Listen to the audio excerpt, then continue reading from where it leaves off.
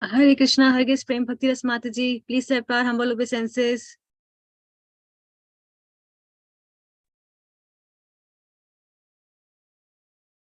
Hare Krishna. Please accept my humble obeisances also. Then with pranam everyone. Welcome once again, Mataji. Thank you so much for Hare. making our fortune very good. I'm happy to serve you again. Serve you, all of you. Thank you for giving this opportunity. And I see only 14 of us. So, what should we do? Should we start prayers at least?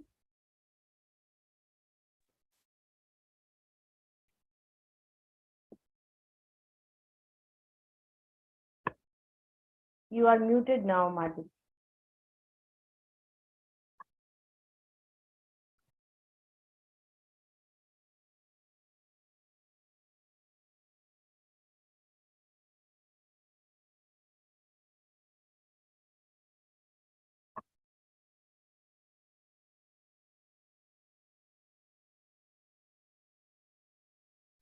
I'm so sorry, Mataji. Mataji, yes, can we start? Yeah. Okay. Thank you, sir. Hare Krishna. Om Jnanatimirandhasya Jnananjana Shalakaya Chakshurunmilitam Yena Tasmai Shri Gurve Namaha.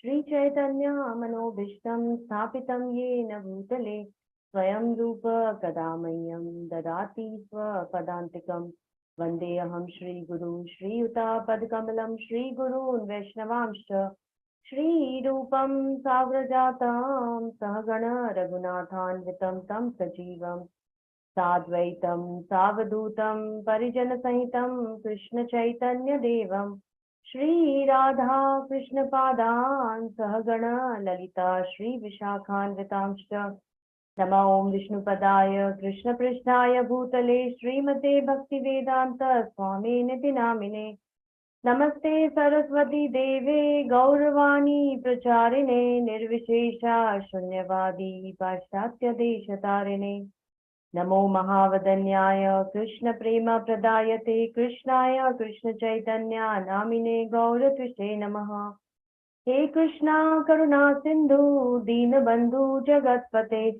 Gopesha Gopika Kanta Radha Kanta Namastute Sapta Kanchana Gaurangi Radhe Vrindavaneshwari Vrishabhanu Sute Devi Pranamami Hari Priye वाञ्छाकल्पतरुभ्यश्च कृपासिन्धुभ्य एव च पतितानां पावनेभ्यो वैष्णवेभ्यो नमो नमः जय श्री कृष्ण चैतन्य प्रभु नित्यानंदा श्री अद्वैत गदाधर श्रीवासादि गौर भक्तवृंदा हरे Krishna Krishna Krishna Hare Hare Hare Ram Ram Ram Hare Hare Om Namo Bhagavate Vasudevaya. Om Namo Bhagavate Vasudevaya. Om Namo Bhagavate Vasudevaya. Narayanam Namaskrityam Naram Chaiva Narottamam Devim Saraswatim Vyasam Tato Jayamudiraye नष्टप्रायेषु अभद्रेषु नित्यं भागवत सेवया भगवती उत्तमश्लोके भक्तिर्भवति नैष्ठिकी कृष्णाय वासुदेवाय देवकी नन्दनाय च नन्दगोपकुमाराय श्रीगोविन्दाय नमो नमः। श्रीमद्भागवतम की जय। श्री परीक्षित महाराज की जय। श्री सुखदेव गोस्वामी की जय। समस्त वैष्णव आचार्यों की जय। श्रील प्रभुपाद श्रील गुरुदेव की जय। हरे Krishna. So I welcome all of you again.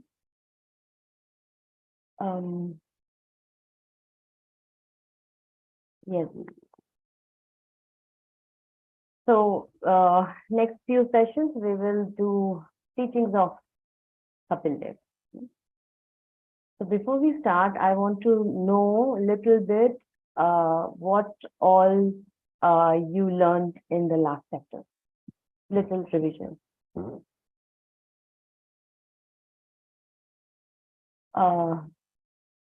You can raise your hand. till where the story reached actually. Who is conversing with whom and what is happening? Ganga Shakti Mataji, Hare Krishna. Thank you, Mataji. So we had read how Devahuti and Gardha Muni enjoyed for many, many years, for a very long time. Although they were enjoying, but still they were resolute. Gardha Muni was resolute that he is going to, go away after Kapil Muni arrives. And now Gardha Muni and Devahuti have had the Supreme Personality of Godhead as their son.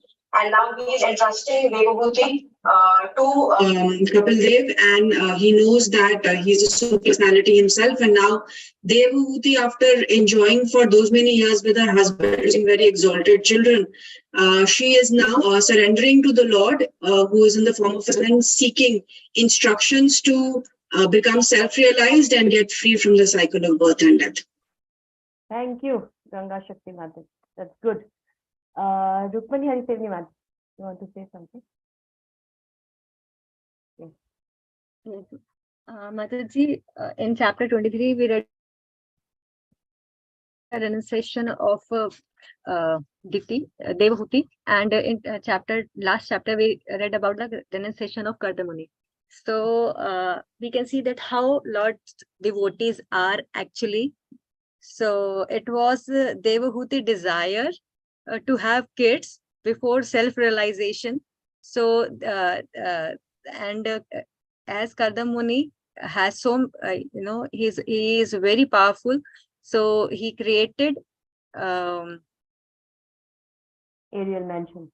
Yes, Aerial Mansion, and it was like just after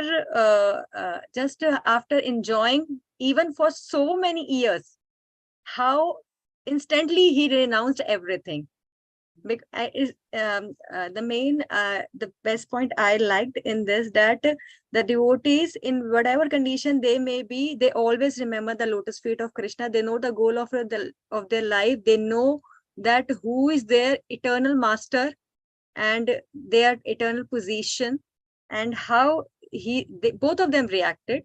So this I just wanted to share, Mataji. This was really amazing that even if being in a having the material enjoyment, they never Gardha Muni never forget. Entangled, yeah. So I like this so much. Very good point, because the main reason why devotees engage in so-called, engagement is because they want to serve, and their service was to increase the progeny. So as a service, they did that, and then immediately when the time came, he was ready for renunciation. So that's a very good point. Devotees do the same thing as devotees or materialistic people does, but their motive is, to serve, and in the mood of renunciation always, So that's how it's easy for them to immediately, when the right time comes, they are ready. Good point. Thank you. Anybody else remembers anything? Whatever we discussed, not we discussed, but whatever we learned in the last chapter. How many children they had, and anything. Or any important shloka. Jagat Mata Sachi. Hare Krishna. Hare Krishna, Mataji. Gardha Muni and Mata Devahuti is the perfect example of Grihastha. And it's generally we think that in the Grihastha we can't do devotional activities properly. We can't be renounced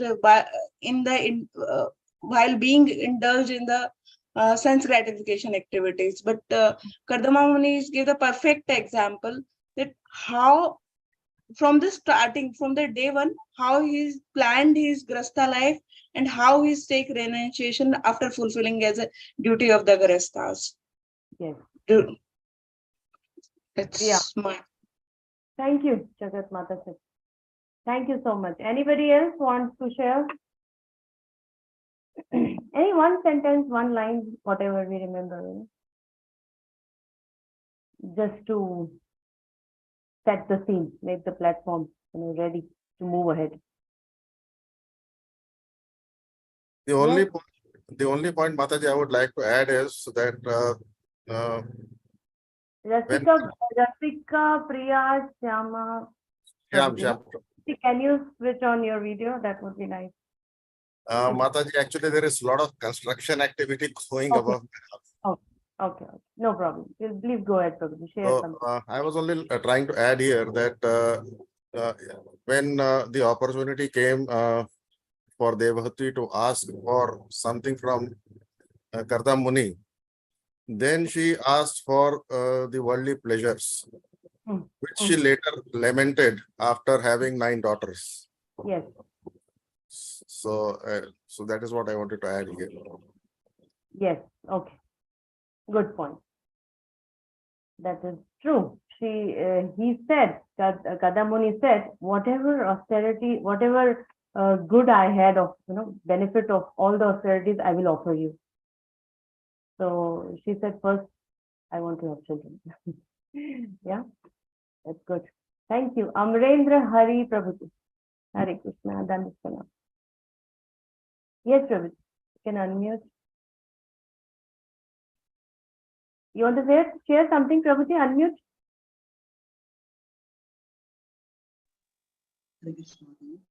Hare Krishna.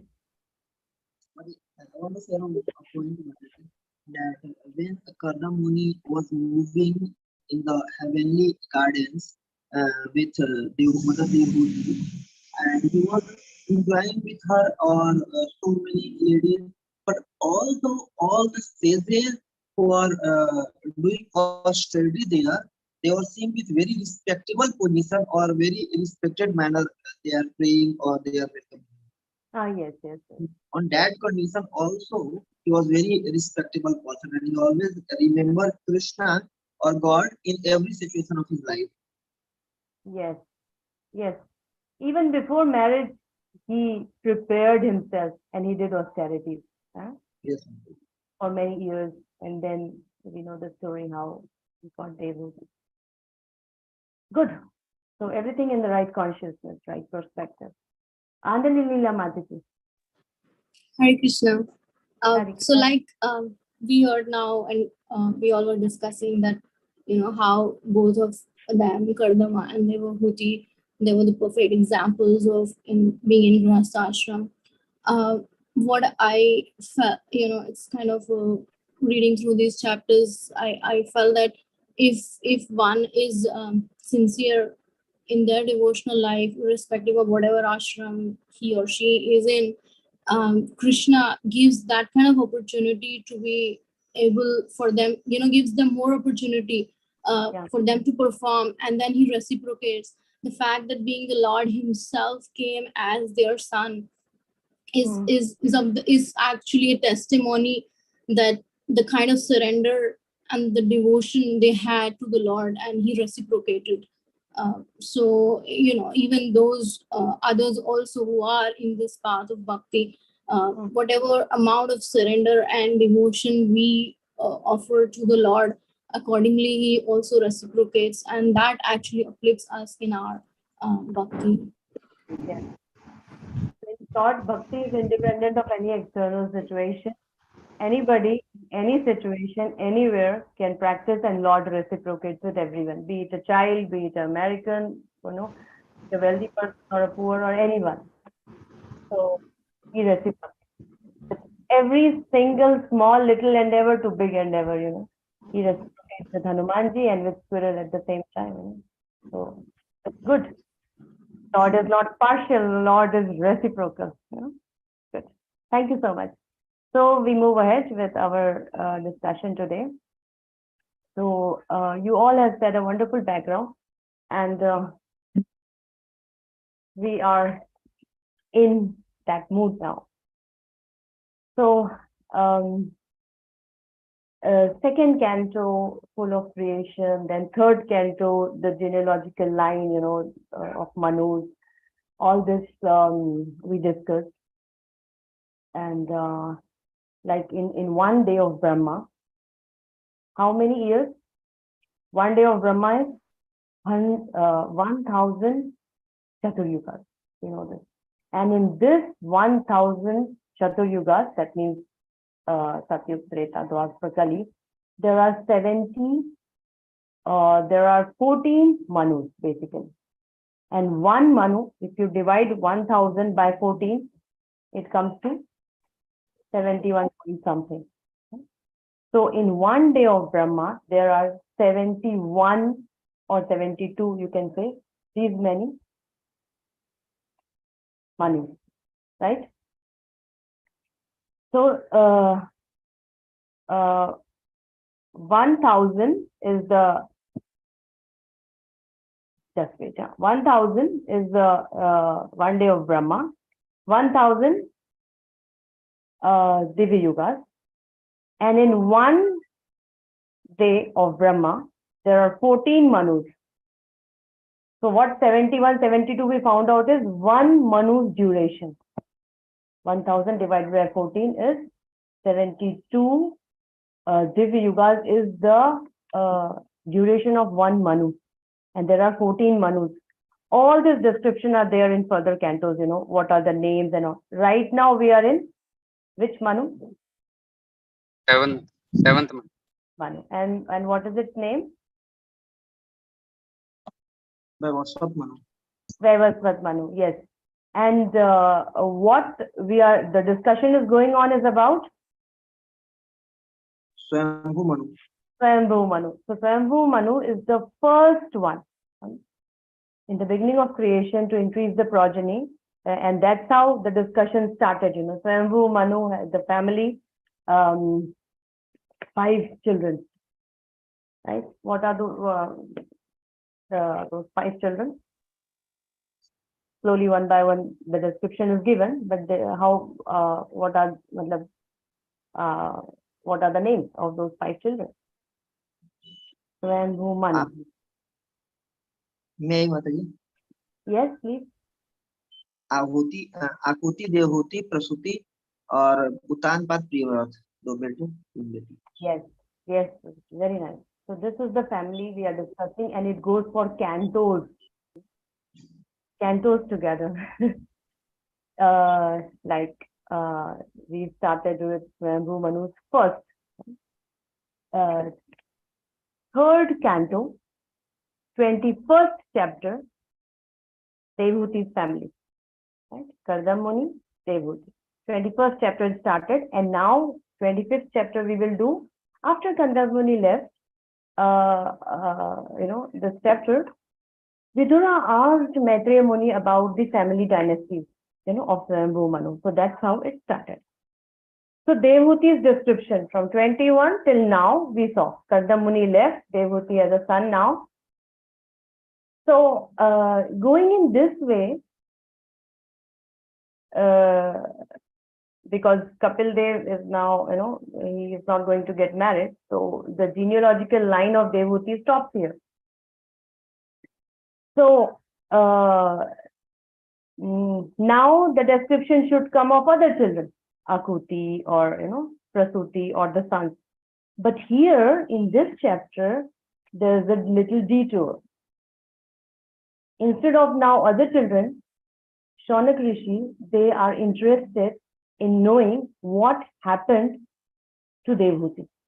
What instruction Kapil Dev gave to her, so that she can also perfect her life. So they are interested in Kapil Dev's teaching. So therefore, the Rishi asked like that, and that's how the answer is. Devhuti asked, and what Kapil Dev says, this whole description for next 8 chapters.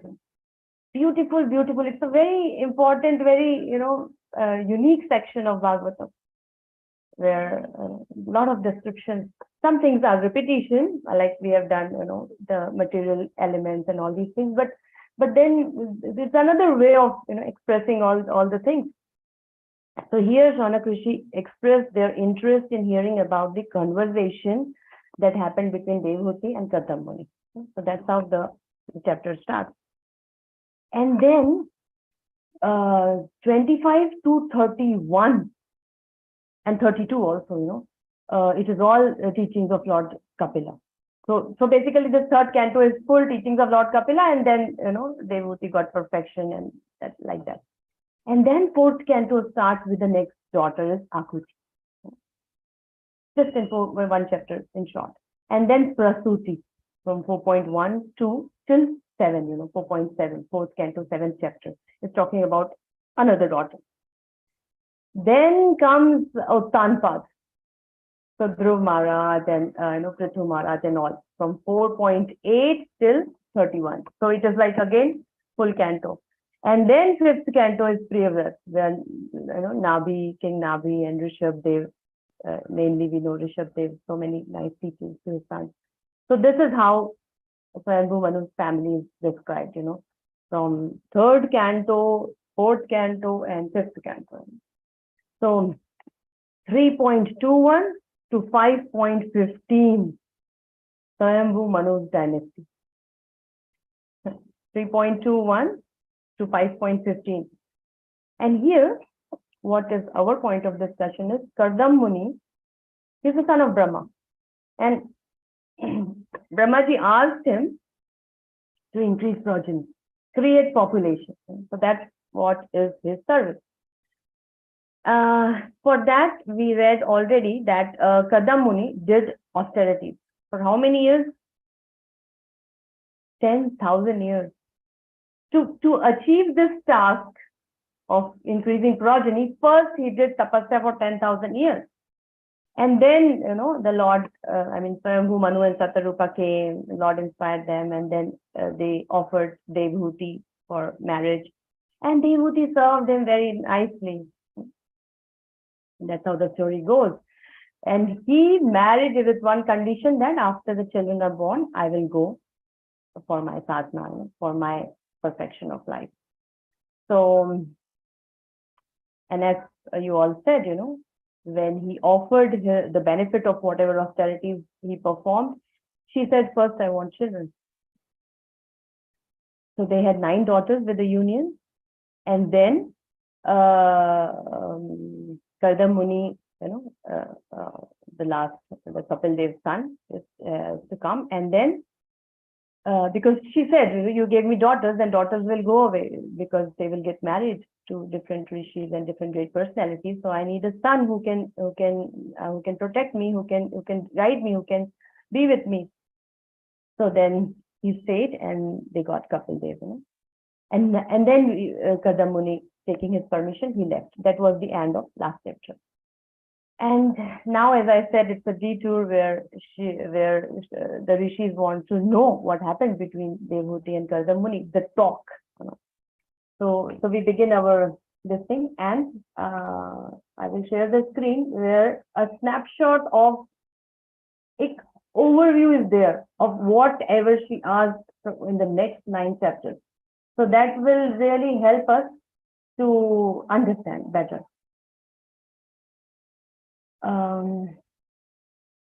So this is chapter 25, glories of devotional service.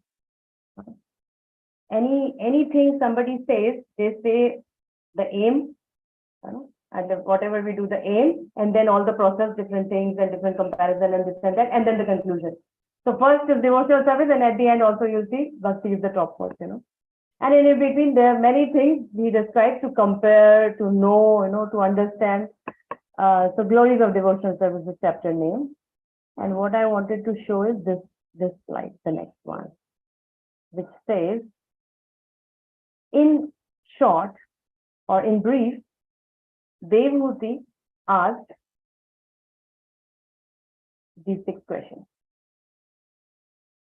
which is subsequently answered in further chapters. Some are today in 25th chapter itself, some are in 26, some are in 27, 28, 29, 30, 31, 32, like that. So these 7 questions are her concern. And how these questions have evolved also we will see. She asked first question, then some answers, then second question, then she rephrased her things, and so we will see this one by one. First question, dispel my illusion. So he says about different processes, Sankhya Yoga and Ashtanga Yoga and Bhakti Yoga. And then he describes characteristics of a devotee, the qualities of a sadhu, symptoms of a sadhu, and so on. So Then she says, okay, I need to attain you. So how can I do this bhakti? You say, bhakti, we can attain the Supreme Lord by bhakti. So being a woman, how can I, attain you by doing bhakti?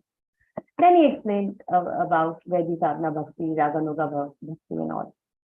Then she wanted to know, yes, I will do bhakti, that is sure, but can you please tell me also about Gyan Yoga, just to have understanding, and then Ashtanga Yoga. So chapter number 27 is describing that Sankhya Yoga or Gyan Yoga. Then chapter number 28, also limbs of Ashtanga Yoga. 29 various divisions of bhakti, characteristics of pure bhakti and all. So as we move ahead, we will understand the flow. But in short, these are the 7 questions she asked, and all these further chapters are answers to those questions. So let's move to our work. But before that, also Sankhya. Sankhya we have heard. Sankhya means Sankhya, means counting. So in Bhagavad Gita also there is a second chapter, how to distinguish between body and soul, matter and spirit. So Sankhya, in short, just to have the idea, is the science or the understanding between matter and spirit. What is spirit? What is matter? Matter means, oh, there are so many variety, it is not just homogeneous. It is a lot of variety, earth, water, air, fire, ether, mind, intelligence, false ego, modes, this and that. So all things with their functions, with their characteristics, everything is described in detail. In Bhagavad Gita, yes, it's a description, but Bhagavatam, there is more detailed description. So when we understand this, we will clearly, we have a clear idea that yes, we are not this body. We are something else other than the body. These elements have these characteristics. I am not this element. So once we have that understanding, at least theoretically, then it is more easy and more, with the heart, we will be able to practice what we are practicing. So Sankhya philosophy is basically analytical study of matter, different kinds of elements, which this universe is made of. All gross and subtle, both, gross elements also and subtle. Subtle means mind, intelligence, false ego, and chitta. All these four. Sometimes, in modern world, even great philosophers also, they mix up with these things, mind, intelligence, false ego, and chitta. But here, Kapil Dev, very clearly describes these things. So, Sankhya literally means to count. Sankhya. So, kaun si kitni hai, uska kya, everything.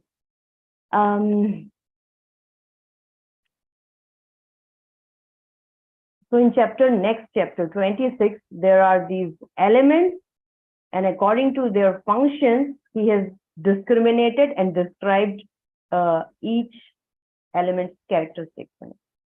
What is the role of mind? What is the role of intelligence? And so on. So we may ask, Parikshit Maharaj is a pure devotee, Sukadeva Goswami is a pure devotee. Then why they are discussing all these things? Or in spite of the fact that Parikshit Maharaj only has 7 days to live. So why they are going so much into these details of studying the matter? He knows, Parikshit Maharaj knows, Supreme Personality of Godhead, Krishna. He has already seen him when he was in the womb. Sukadeva Goswami, he also, he has said whole Bhagavatam, he knows the essence of Srimad Bhagavatam is to develop bhakti, to hear Krishna Katha. So why there is a lot of discussion about, material elements and their characteristics and all this analytical study? Yes, Virendra Prabhuji, Virendra Hari Prabhuji. Mataji, I had raised my hand for a question, but answer of this question is because when we understand the greatness of this material world or how much complicated this material world is, then we'll understand the potency of Lord and how great the Lord is. And when we know that how much great Lord is, then we'll more attached to Him. Or if we know about anyone that how much big is or how much great he is, then we'll more attached to Him, or we can more respect Him. We can say that's why it's and one thing that when we understand about this material world, then it will be very easy to when we'll know that how we can uh, means कैसे हम भगवान को approach करें और how much complicated this material, what is mind, intelligence, ego, so we can more clearly do bhakti, or will not distract by this all the other process. That's why I think so, Mataji. Yes, It's a yes. humble try. Yeah, and there is one verse also which says the point we are reading all these things is we will be saved from Maya. We will be not bewildered by the material energy. There's a verse in second canto.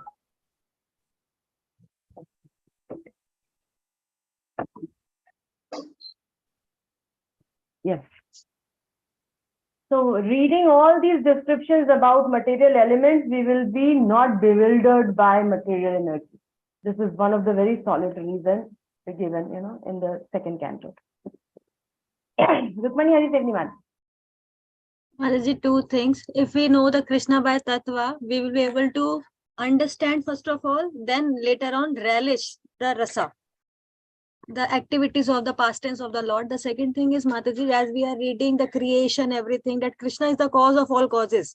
That we read that the whole creation was telling that Krishna's eyes are sun and moon.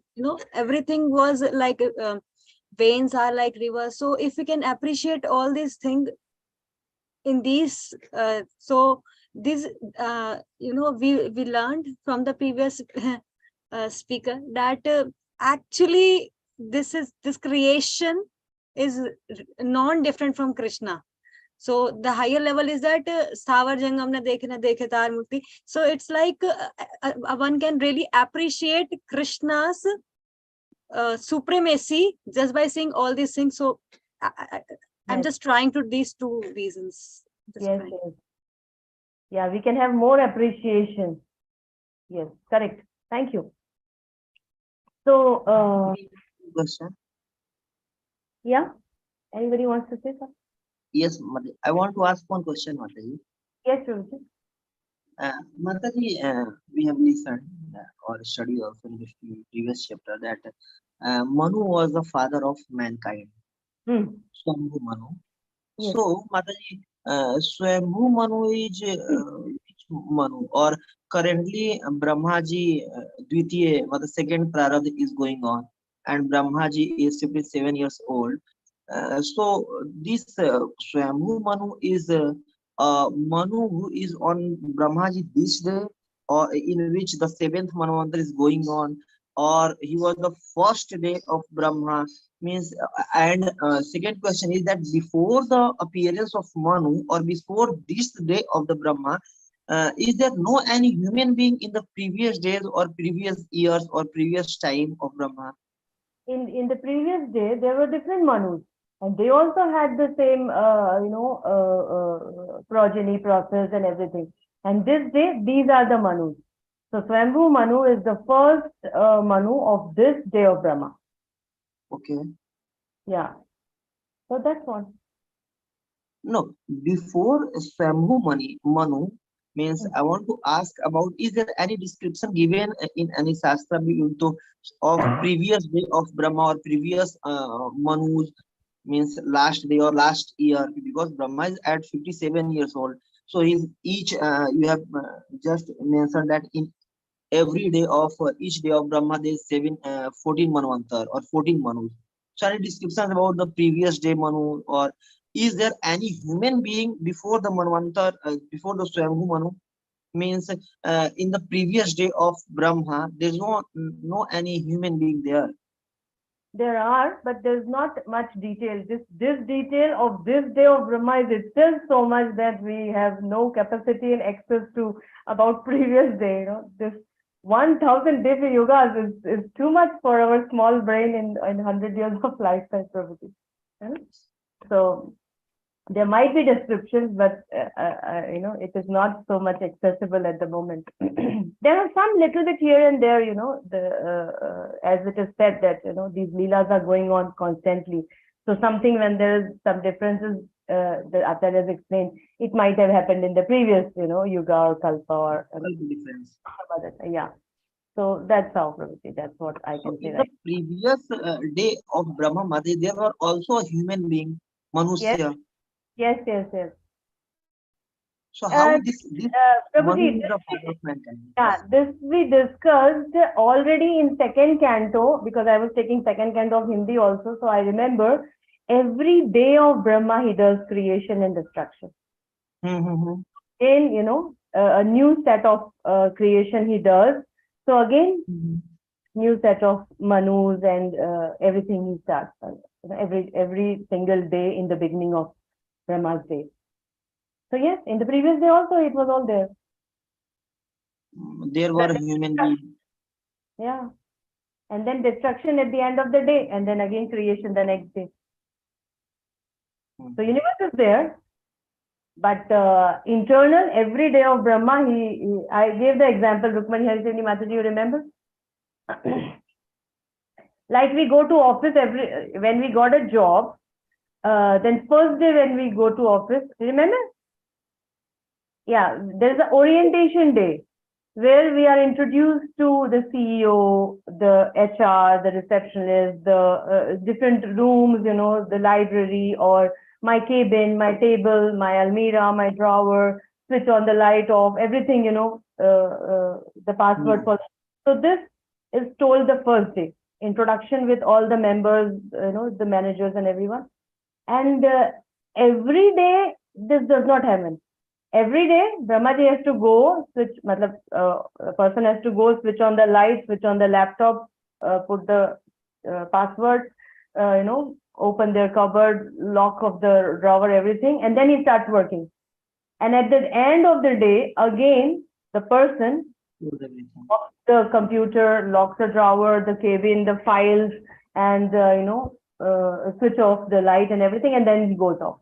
So that is destruction. Next day again he comes, switch on everything, work, switch off, and then go. So like that, Brahmaji is every day. Every day does not, tapa, and then he is touching and like that. Every day this does not happen. He knows that. But every day he creates and destruction happens. And this day, for us, it's very small. So for Brahmaji, it's huge. For us to understand that whole day is yugas. So, yeah. So we move ahead we start our chapter, and slowly all the questions and we will get answers eventually. Okay. So Shaunak Rishi's eagerness to hear about Kapila. That's how. So you have all the list, I think. So one by one, we will read the shlok and the translation, and whatever discussion points are there, we will discuss. And that's how we move ahead. Okay.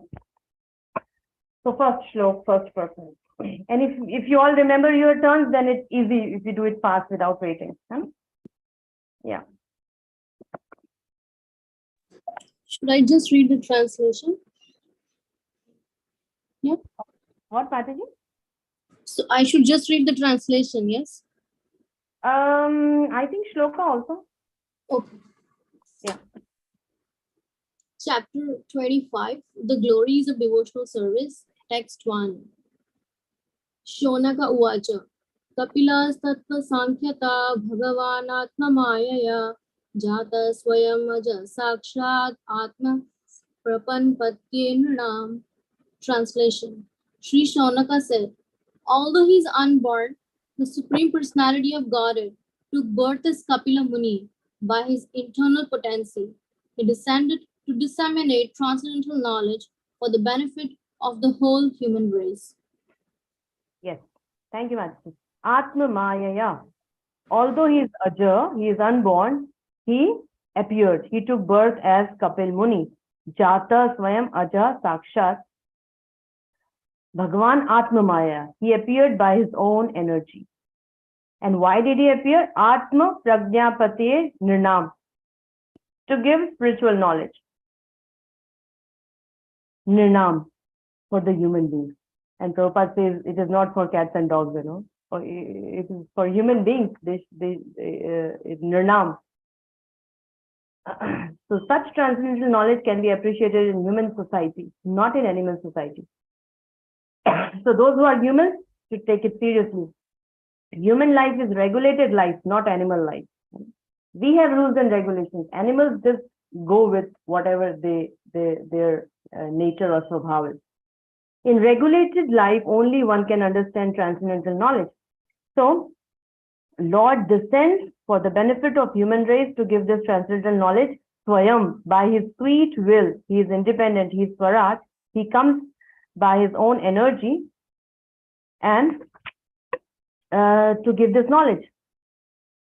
So Shaunak Muni states here that Kapil Dev, the incarnation of the Supreme Lord, took birth simply to give this transcendental knowledge.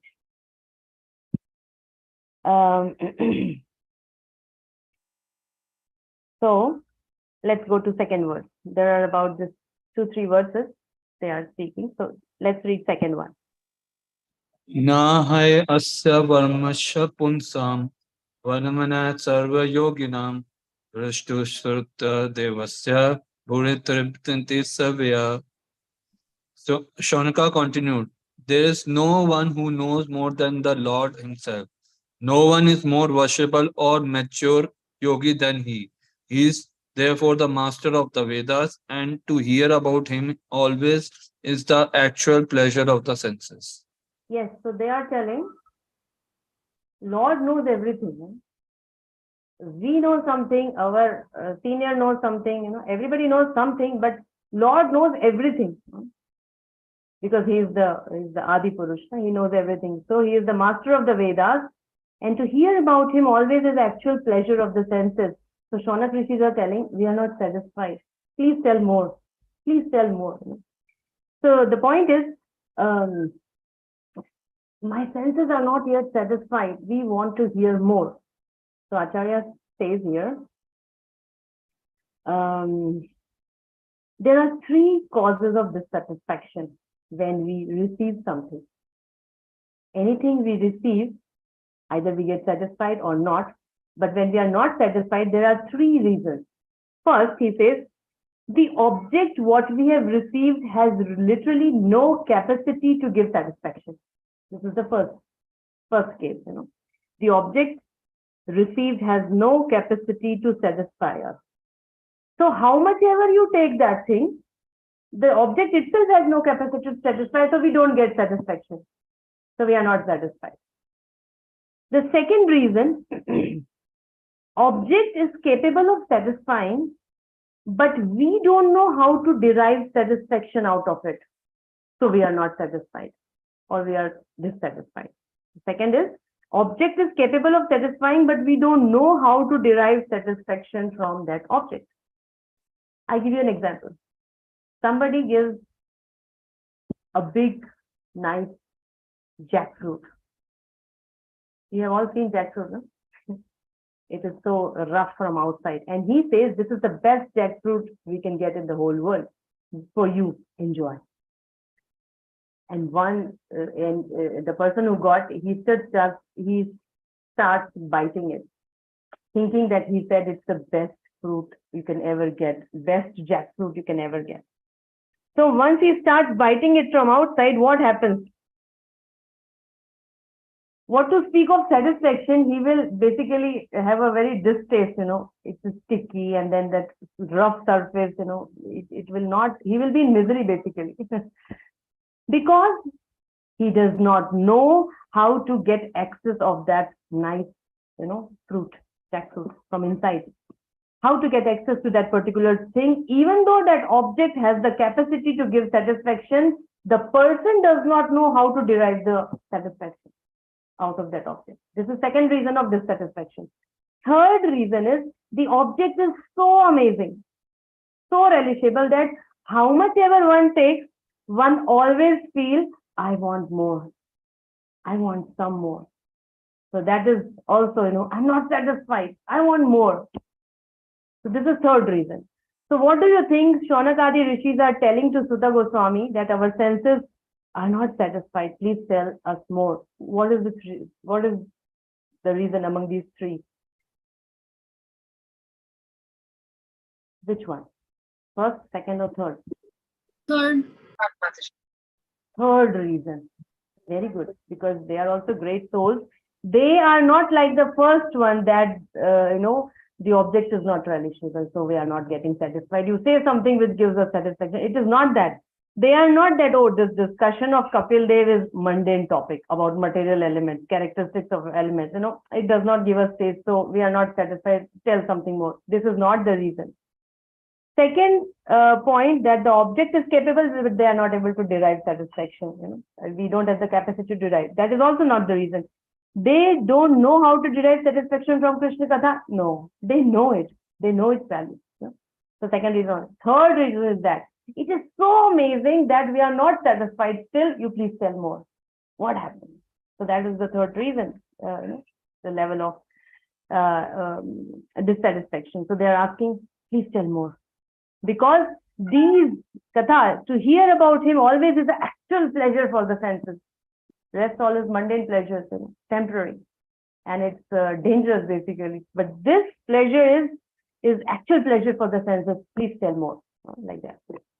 So anyone who is associated with the Supreme Lord is accepted as a first-class yogi. Prabhupada says. Devotees may not be as powerful as the Supreme Lord, but by constant association, they become good and, as good as the Lord himself.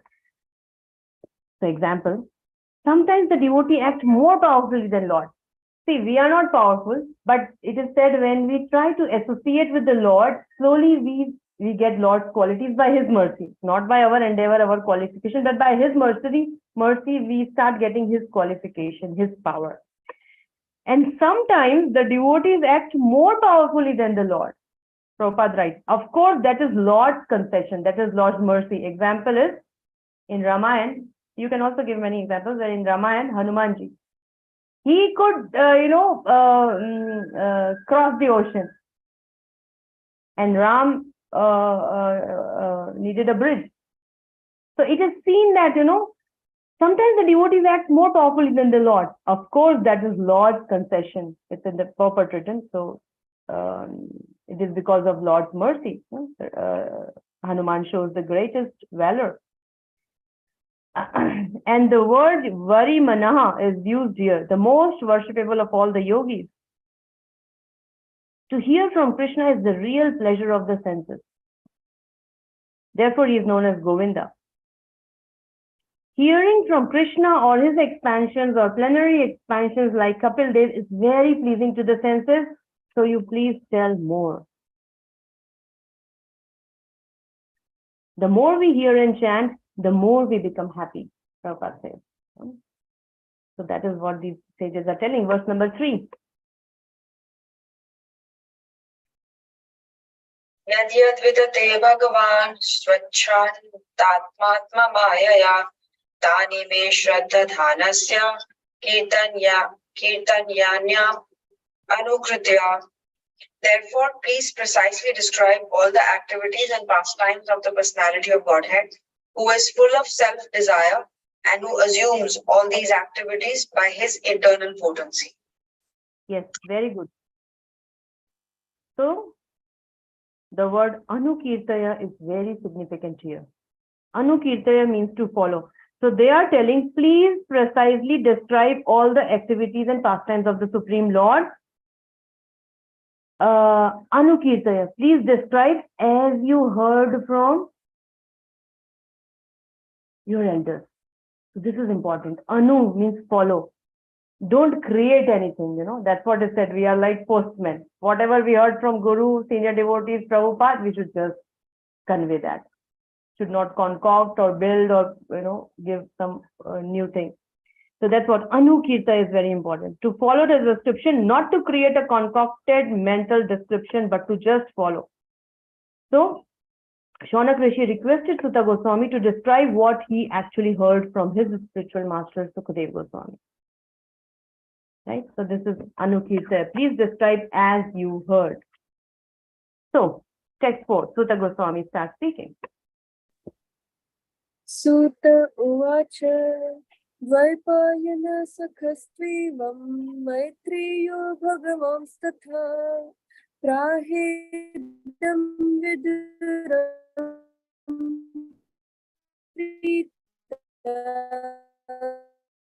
Anuvikya. The most powerful sage Maitreya was a friend of Vasudeva's.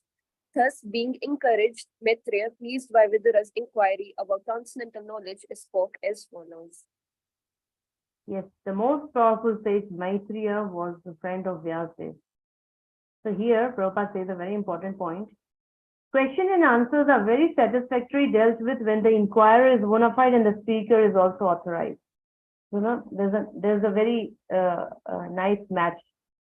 The inquirer is bona fide and the speaker is authorized. Sometimes in front of Prabhupada, people come and ask anything, you know, just to for the sake of asking. They don't have any interest in answer. They don't want to become devotee. They don't want to follow, but they just come and ask, and you know. And Prabhupada at the last moment, he said, I don't want such kind of questions, you know, because they waste their and my time. At the end, like in 1977, and he was, you know, he wanted to save his energy basically to translate. So he said, such questions, what help, you know, they will get, you know, or I will get. So the best matches, inquirer is bona fide and the speaker is authorized. So there are 5 limbs of devotional service, you know, chanting, Srimad Bhagavatam reading, Dhamva, deity worship, and association. So this association is of like-minded people. Then it's wonderful. You know? Because we relish so much. So it is most elevating also when we discuss with like-minded people, you know, they are also interested. Oh, what did Lord say here? How he protected Prahlad, this and that. So it is very nice match. Inquirer is a bona fide, speaker is also authorized. And here it is said, Maitreya is considered a powerful sage and therefore he is described as Bhagwan. So sometimes a great devotee also is addressed as Bhagwan because they carry that mood of Bhagwan, you know. So this word can be used not only for Supreme Lord, but also for anyone who is almost as powerful as the Supreme Lord. Sometimes we see this, Bhagwan is used. So Maitreya addressed as Bhagwan because he was spiritually far, far advanced. He was a personal friend of Dvaipayana Vyasadeva. So when there are such discourses of transcendental topics between devotees of equal mentality, the questions and answers are very fruitful, very encouraging, and very helpful for both of them, you know, and for the listeners like us for all the time to come. So Suta Goswami, he started saying that Vidura inquiring about this and Maitreya speaking. So what did Maitreya say? The next 5th verse. Maitreya Vacha Pitari Pratisthiranyam Matu Priya Chikirshaya Tasmin Bindu Sari Vatsi Bhagavan Kapila Kila. Translation. Maitreya said, when Kardama left for the forest, Lord Kapila stayed on the strand of the Bindu Sarovar to please his mother Dehuti. Yes, so this is important also. When father left, I mean, a girl should stay in protection. First father, under father, and then husband, and then son. So Dehuti ke case mein first father. Who was the father? Prem. And then under protection of her husband. Who was the husband? Kardama. And then now son, Kapil Dev, you know. So when Kardam left for the forest, Kapil stayed on the strand to please his mother Dehuti. You know, and all 3 personalities, the father, the husband, and the son, have the responsibility to take care of this lady, you know. So in the absence of father, it's the duty of a grown-up son to take charge of his mother and serve her to the best of his ability, so that she will not feel separation from her husband, not living in old age home or something, so that she does not feel the separation from her husband. The son is taking care nicely. So this is the duty of the husband to leave home as soon as there is a grown-up son to take charge of the wife and the family. This is important. This is very important. We should give charge to the elder son and leave. To leave means we cannot now leave and go to the forest because of our, the age, basically, because of this Kali Yuga age and our lifestyle and whatever. We cannot go to the forest and live. So what is recommended is Vanaprastha ashram means stay at home, but still, detached, in the sense you engage in some services where you are not involved in family affairs, in business, in small dealings of the household matters. Better stay, as a detached person and serve. Like in our temple, we see, many old grihasthas, vanaprasthas, they come and serve the temple either in accounts department or, in some management things where they just have to sit and, manage things simply. So that, or looking after, small children in some seva in the temple, like that. So this is Vanaprastha Prabhupada says. So many examples. Take charge of some daily service where you are absorbed in the temple services, not in family affairs. He must leave. Family affairs and wife may be taken charge by a grown-up son, and that's how it happened here. So text 6. Text 6. Tamashinamakarmanam tattvamagagradarshanam pasutam devahutyaha dhatuhu sansmarati vachaha. When Kapila, who could show her the ultimate goal of the absolute truth, was sitting leisurely before her, Devahuti remembered the word Brahma had spoken to her, and she therefore began to question Kapila as follows. Yes. Akarmanam means one who is beyond all action. Lord does not need to do any action. Akarmanam. And also in Bhagavad Gita, it is said, 3rd chapter 22 verse, if you see Bhagavad Gita, 3.22 very clearly says, Na me parth asti kartavyam, na me parth asti kartavyam, trishu lokeshu kinchana, nanavaptam avaptavyam varta eva cha karmani. O son of Pratha, there is no work prescribed for me within all the 3 planetary systems, nor am I want of anything, nor have I need to obtain anything, yet I am engaged in prescribed duties. So, tam ashnim akarmanam, one who is beyond all actions. So this Lord, he was sitting leisurely before her. So Devahuti remembered the words of Brahma. And what are the words of Brahma? It's from the previous chapters. What did Devahuti remember? Devahuti remembered the words of Brahma, what Brahma spoke to her. And she therefore began to question Kapil as follows. Anybody remember what she remembered of Brahma? What did Brahma say to Devahuti? That means. If you go back in 3rd canto, chapter number 24, 18 and 19 verse. Here it is clearly mentioned what did Lord Brahma say to Devahuti. If anybody got that, please read 18 and 19. Mataji, just the translation? Oh, yes, just the translation. Lord Brahma then told Devahuti, my dear daughter of Manu, the same supreme personality of Godhead who killed the demon Kaitaba is now within your womb. He will cut off all the knots of your ignorance and doubt. Then he will travel all over the world. Your son will be the head of the perfected souls. He will be approved by the acharyas, expert in disseminating real knowledge, and among the people he will be celebrated by the name Kapil. As the son of Devahuti, he will increase your fame. Yes, so he will disseminate real knowledge. So that's what she remembers. Right? So this is the context. 3.24.18 and 19, that's what Brahmaji spoke to her personally, and she remembered and she started asking from 7th verse. So let's see verse number 7. Devahuterovacha nirvinnanitaram bhuman asad indriya tarshanat yena sambhavyamanena prapannadham tamah prabho. Devahuti said, I am very sick of disturbance caused by my material senses, for because of this sense disturbance, my lord, I have fallen into the abyss of ignorance. Yes. So now she is putting her situation. This is a situation of all the devotees. We are tired of all these things, Devotees' prayers are like, oh Lord, life after life, I have tried to satisfy my lusty desires, my all list of desires, but I found no satisfaction. So I want to take shelter of you. Please accept me. Please give me your shelter. So this basic quality or basic qualification is needed to take devotional service or to take bhakti seriously. I'm disgusted, and that's what here Devahuti is telling.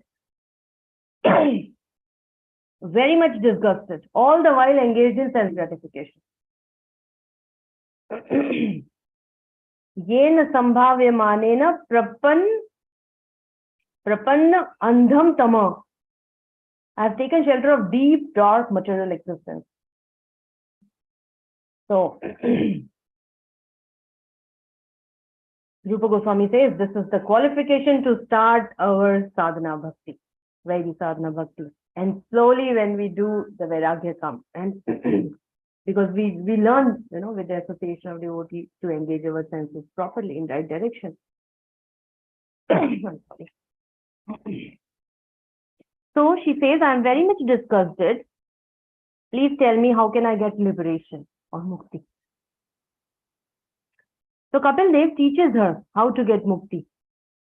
Because she wants mukti, so Kapil Dev will tell her or will describe her how to get mukti and not bhakti. But then he will say, but bhakti is better. So we will see in the later verses. He will give various options to Devahuti.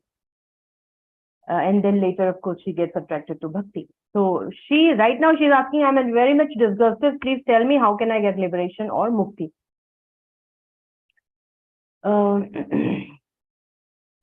We should know that beyond these temporary senses are asat,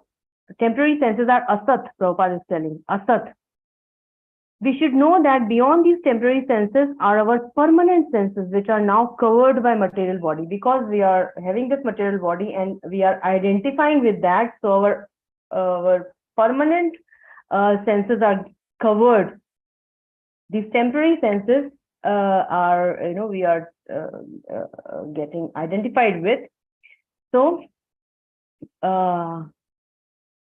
by bhakti, it will get purified. And that covering will be, washed away, and then we can serve with our permanent senses. So devotional service involves freeing the senses from this contamination. Whatever dirt, whatever dust or unclean thing is there, because of that, dust, it is covered. So that covering will be removed by devotional service. And when this covering, when this contamination is completely removed, senses act in purity of unalloyed Krishna consciousness. We have then reached Sadindriya. Sat is, purified, and Asat is contaminated. So when we are purified of this all contamination, then we have reached Sadindriya state, eternal sensory activities. So one point here is, this devotional service involves freeing the senses from this contamination and not freezing the senses completely. So in Bhakti Yoga process, we are freeing the senses, not freezing. हम हमारी सारी इंद्रियों को बंद नहीं कर दे रहे हैं. We are taking our senses from sense gratification and using those senses in Krishna service. So freeing from sense gratification and engaging in Krishna service, not freezing. This is important. Bhakti में हम senses को control करके बंद नहीं करते. We engage them in the right way. So it will more clear in later verses also. This point will come that devotional service means freeing the senses from contamination, not freezing the senses completely. So unless one becomes tired of material sense gratification, there is no opportunity to hear transcendental message from a person like Kapila. When we are not ready, no, even if we hear, it does not go 100%. But here I'm disgusted. Now you please tell me. Then that means we are open. We are open. The wood is dry now. When we put fire, it will burn. Otherwise, if it is wet wood, then it's very difficult to lit fire, right?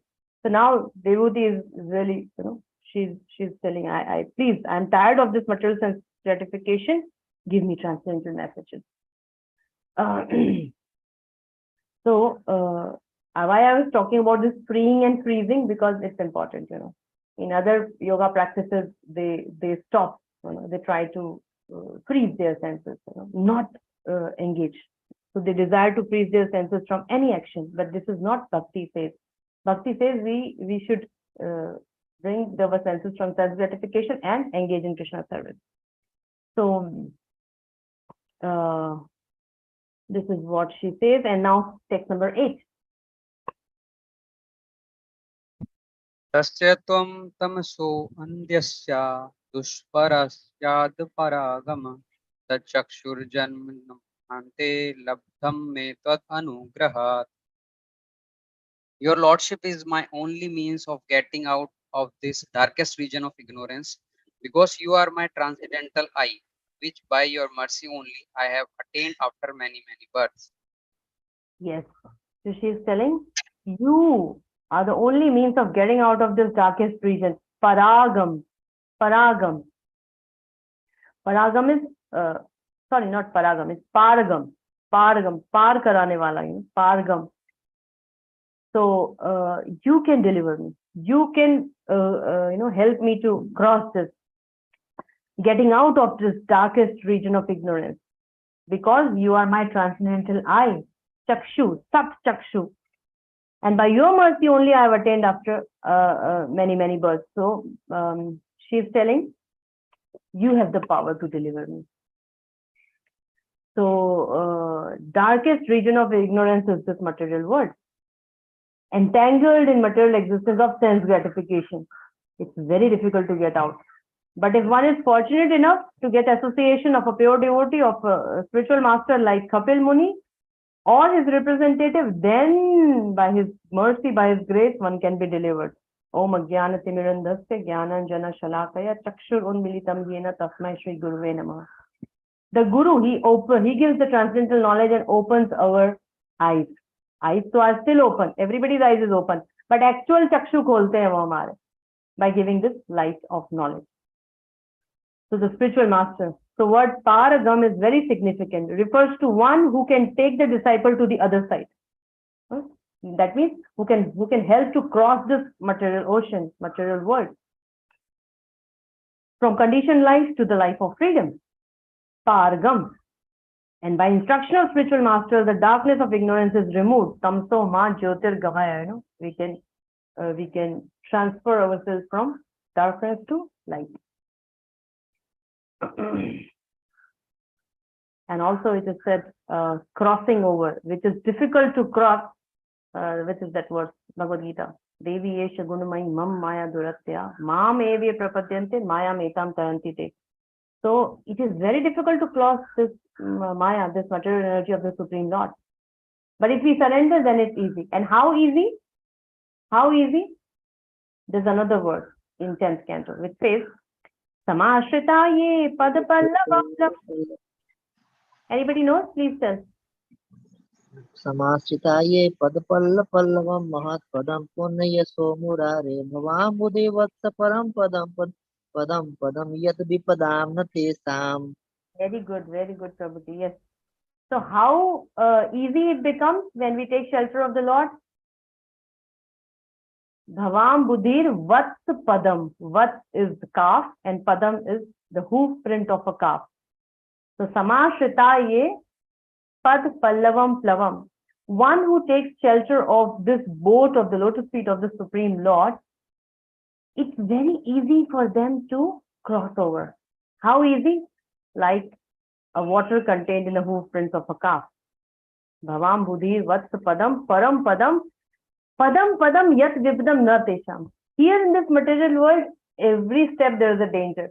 But there in the spiritual world, in Vaikuntha planet, Bhavam buddhir vats padam param padam, in that planet, There is no misery.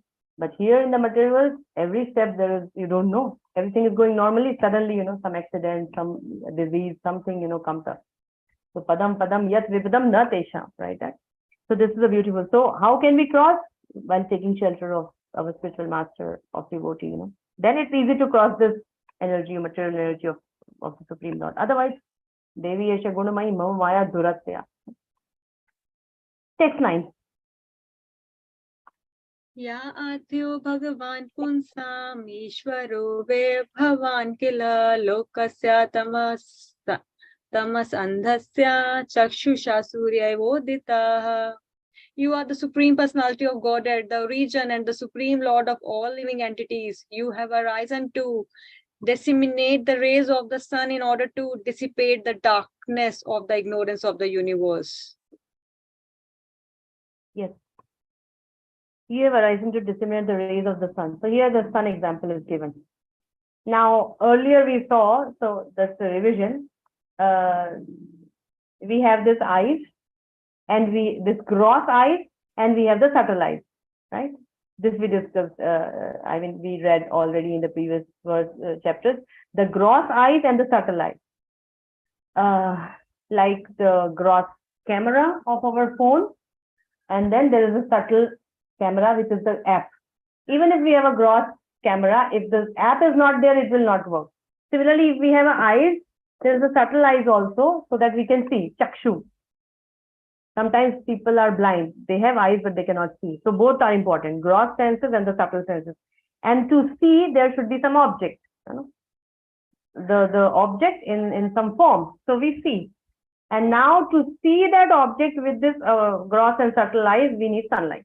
In the dark, even though we have eyes, both gross and subtle, even though we have object, we will not be able to see. So we need sunlight. So that's what here it said, the rays of sun, in order to dissipate the darkness of ignorance of the universe. So this sunlight is to see. Kapil Muni is the direct expansion of Krishna, who is the sun of spiritual knowledge. So that sunlight he will give, then only we will be able to see everything as it is. As the sun dissipates the darkness of the universe, so when the light of the Supreme Lord comes down, it at once dissipates the darkness. Jahan Krishna, wahan nahi Maya adhikar. Krishna Surya Sama, Maya hoy andhakar. So wherever there is sun, there is no darkness, like that. We have our eyes, but without the light of the sun, our eyes are of no value. In the night, when there is dark, even though we have eyes, we don't see. We can't see. So without the light of the sun, our eyes have no value. Similarly, without the light of the Supreme Lord, without the divine grace of the spiritual master, one cannot see things as they are. Very important line. Without the divine grace of the spiritual master, one cannot see things as they are.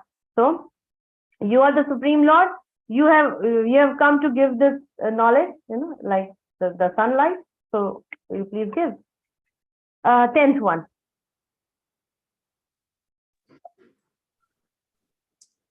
अथमे देव सम्मोहम् अपाकृष्टुं त्वमर्हसि यो वग्रहोऽहं ममेत्य एतस्मिन् योजितस्त्वया. Now be pleased, my Lord, dispel my great delusion. Due to my feeling of false ego, I have been engaged by your Maya and have identified myself with the body and consequent bodily relations. Yes, thank you, Mataji. So she's telling, please, you can take, it is your Maya, so you can take me out of that Maya. You are capable. It is your energy, it's easy for you to take me out. So she's telling, I have been engaged by your Maya and have identified myself with the body and consequently bodily relationships. So one point Prabhupada clears here. Does this mean that Lord discriminates by engaging one in his devotional service and another in self gratification? Because she is telling it is your Maya. You have put in Maya, so you are capable of taking me out. She's right, because it is said, this capture of Maya is the consciousness of false identification with the body and attachment for the possessions of the body. When we are in Maya, we think I am this body and all the possessions belong to me. This is misidentification. And these are the activities of Maya. And now she says, this Maya is also agent of the Lord. Maya is also, agent of the Lord working under his direction. So So it is indirectly the action of the Lord. So the Lord is merciful. If anybody wants to forget him and enjoy this material world, he gives them the full facility. So basically she is trying to say that Maya is also your energy and I was bewildered by your energy only. So you please only take me out of it. But that does not mean that Lord wants us to get bewildered by Maya. But as a Supreme Father, or as our well-wisher, or as our, as a merciful nature, if anybody wants to forget him and enjoy this material world, he gives him full facility. Okay, go, enjoy, try it out, like that. Not directly, but through the agency of his material potency. You want to enjoy this material world? Okay. He gives direction to material energy, and the material energy give all the facilities. So Devahuti therefore said, my engagement in self-gratification was also due to you. The last line you see. My engagement in self-gratification was also due to you. So now kindly get me free from this entanglement. It is your Maya.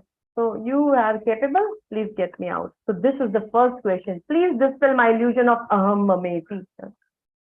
So this is the first question of Devahuti. Text 11. Swam tavyam gatam saranam saranam sarva bharta samsarato kutaram Jagyasyam prakritam purushasya navani sar dharma vidam virishtham. Devahuti continued, I have taken shelter of your lotus feet because you are only person of whom to take shelter. You are the axe and which can cut the tree of material existence. I therefore offer my obeisances unto you, who are the greatest of all transcendentalists, and I inquire from you as to the relationship between man and woman and between spirit and matters. Yes, thank you very much. So one word important here is kutharam. Kutharam is axe. So you are that axe which can cut the tree of material existence. Now there is something like tree and axe and cut also in the Bhagavad Gita. Anybody remembers? 15th chapter, Mataji. Yes, 15th chapter, correct. So Ashwathamena Suviruda. Yes, Chitva. So cut, So here the same thing. You are that axe which can cut the tree of material existence. So in our scripture, there are many comparisons are made. Sometimes you are like a torchlight who can help me to cross the ocean by giving the light. Sometimes that you are like a boat which can help me cross over the ocean. Sometimes it is compared you are like a spiritual eye, you have the capacity to give me this Shastra Chakshu or Sat Chakshu by which I can understand and cross. And sometimes you are like an axe which can cut the tree of material existence. So there are many different comparisons at different places. So please give me that detachment so that I can cut this tree of material existence, and you can do that. You can help me to cut. You are like that axe which can cut the tree of material existence. So I therefore offer my obeisances unto you, and I inquire from you. Cut by the axe, it's not just one step, take the axe and cut. It is like, give this knowledge, let me understand and work, with that understanding accordingly. So you please give me the transcendental knowledge. I inquire from you the relationship between man and woman and between spirit and matter. So Devahuti wanted to cut the tree of material entanglement, and she found the suitable weapon in Kapil Muni. You have that weapon. What is that weapon? It's the transcendental knowledge. So the living entities are trying to lord it over material nature. Since the conditioned soul takes material nature to be object of his enjoyment, and he takes the position of that enjoyer, he is called Purusha. Sometimes when the living entity wants to lord it over material nature, wants to do some controllership mentality if they have, then they are called Purusha. Purusha means the enjoyer. So they try to become Purusha. And Devahuti here is telling she knew that only he could cut her attachment. So living entities are trying to enjoy, trying to become Purusha. Actually, we all are Prakriti. Purusha means enjoyer, Prakriti means enjoyed by the Purusha. But once we try to become Purusha, then it's a problem because that is not our original nature, original, constitution. So, Devhuti's intention is clear. She wants, show me how to get liberation, mukti. So, the only worthy personality to whom one can fully surrender and get this thing is the Supreme Lord. So she is telling, you are capable, you have that axe which I can see, you can cut my, attachment or my material existence. So, we go to next verse. So till now, Devhuti said all the things and then she asked the question, please dispel my illusion by giving the transcendental knowledge. Now, what does Maitreya say again? Let's see. Text 12. Maitreya uvacha iti swamato nirvadya vipshitam nishamya punsam apavarga vardhanam divyadhyanandyat mamatam satam gatir babhasha ishat smita shobhitanana. Maitreya said, after hearing of his mother's uncontaminated desire for transcendental realization, the Lord thanked her within himself for her questions, and thus his face smiling, he explained the path of the transcendentalists who are interested in self-realization. Yes. When Arjuna surrendered in Bhagavad Gita, Krishna also smiled first. No? Remember? Krishna also smiled. And here, Lord thanked her within himself and her questions. Good question, He's in the right direction. And does his face smiling. Now, why is smiling? Acharya says, I am the Lord, you are my mother. So how can the mother of the Lord can be in Maya? She's telling, I'm in Maya, you can dispel or you can take me out of it. So that's how, when now in second canto we also discussed there's Mahamaya and Yogmaya. Here, Devoti is not in Mahamaya. She is under the energy of Yogmaya, Lord's internal energy, right? So, like Arjuna was behaving that he is confused because of Lord's plan. Similarly, here is the same situation with Devoti. Arjuna was put in illusion by Krishna himself. Parikshit Maharaj was also in the same situation. He was such a great devotee, but he was inspired by Lord to act in a way which was not his nature. What he did, he garlanded, the snake to that rishi. So that was all Lord's plan. So here also, Devhuti, she is inspired to speak and act in a way as if she wants, she is in Maya and she wants knowledge of getting mukti. But it is inspired by Kapil Dev. Therefore, he is smiling. So she is not acting under Mahamaya, she is acting under Yogmaya. Whenever Yogmaya always acts with the Lord's devotees.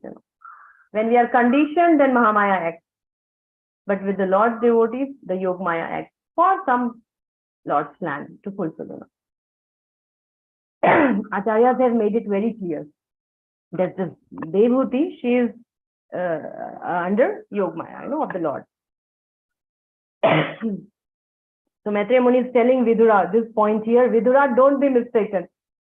Devhuti is under Yogmaya of the Lord, Yogmaya energy of the Lord. Unless one is interested in understanding his spiritual form or his constitutional position, and unless he also feels inconvenience in material existence, his human form of life is spoiled. So again, Devhuti's qualification or any living entity's qualification to get the knowledge or get into this path is he feels inconvenience in this material world. And such questions are apavarga vardhanam. Those who have actual spiritual interests are called sat or devotees, satam prasangat. So as long as we are in asat platform, we are in Maya, we are bewildered. This question, Thato Brahma Jigyasa, is the first thing in God realization. So this is very much appreciated. As soon as one is in conscious of this fact and takes to Krishna consciousness, he becomes sat. He becomes sat. Satam gati. The path of the eternal is very interesting to persons who are after liberation. And Kapil began to speak about that path. So the next verse, 13 verse onwards, Kapil Dev speaks, Sri Bhagwan Uvacha. So we take a break and we meet at 11:35. 11:35 exact we will meet because we want to finish this chapter of 44 verses on time. So 11:35 we will meet and start with 13th verse.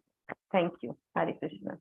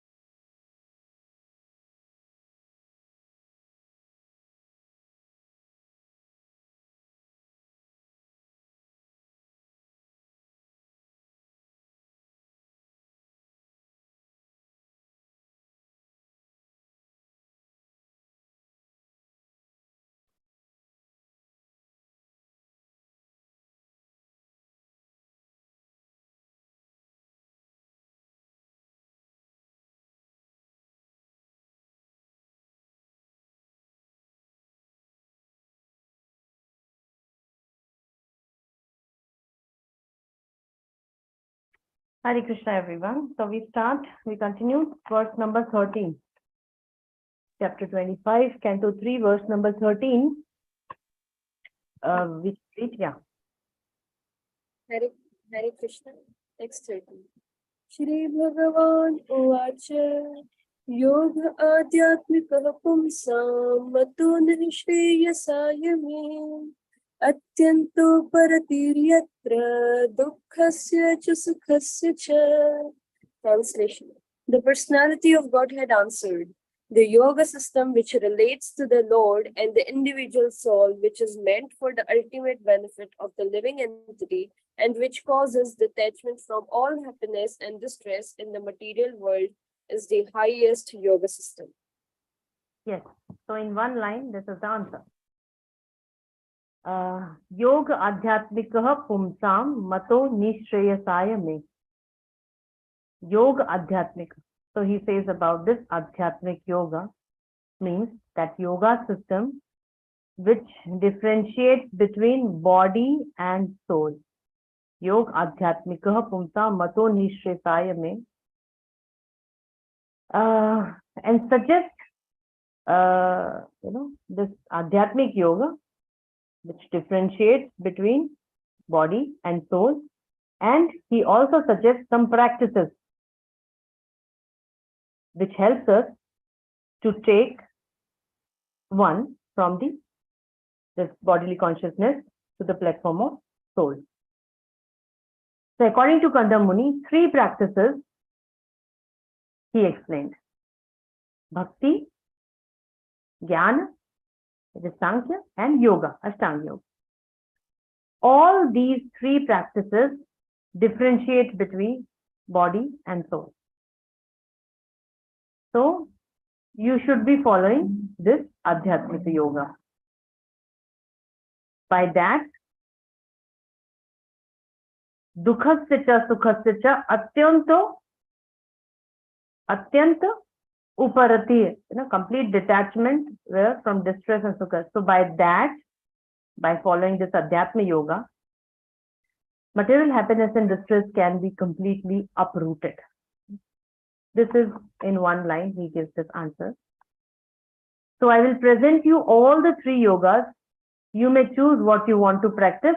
All 3 gives liberation, and all 3, by practice of any of the 3, material happiness and distress can be completely uprooted. So you should follow this Adhyatmik Yoga. That's what he says. In the material world, everyone is trying to get some material happiness, but as soon as we get some material happiness, there is material distress also. There is always coin ka, this part and that part, both are there. If material happiness is there, material distress will also come. This is the nature of the material world. One cannot have unadulterated happiness. Always happiness, no. It is the cycle, like day and night. Monday, Tuesday, Wednesday, Thursday, Friday, Saturday, Sunday, Monday, Tuesday. It all comes and goes. So one cannot have unadulterated happiness in this material world. Any kind of happiness one has is contaminated by distress. Also, Prabhupada gives the example of a what example? Somebody says 4th lines probably of this purport. Can somebody just say that example? Just read 2 lines.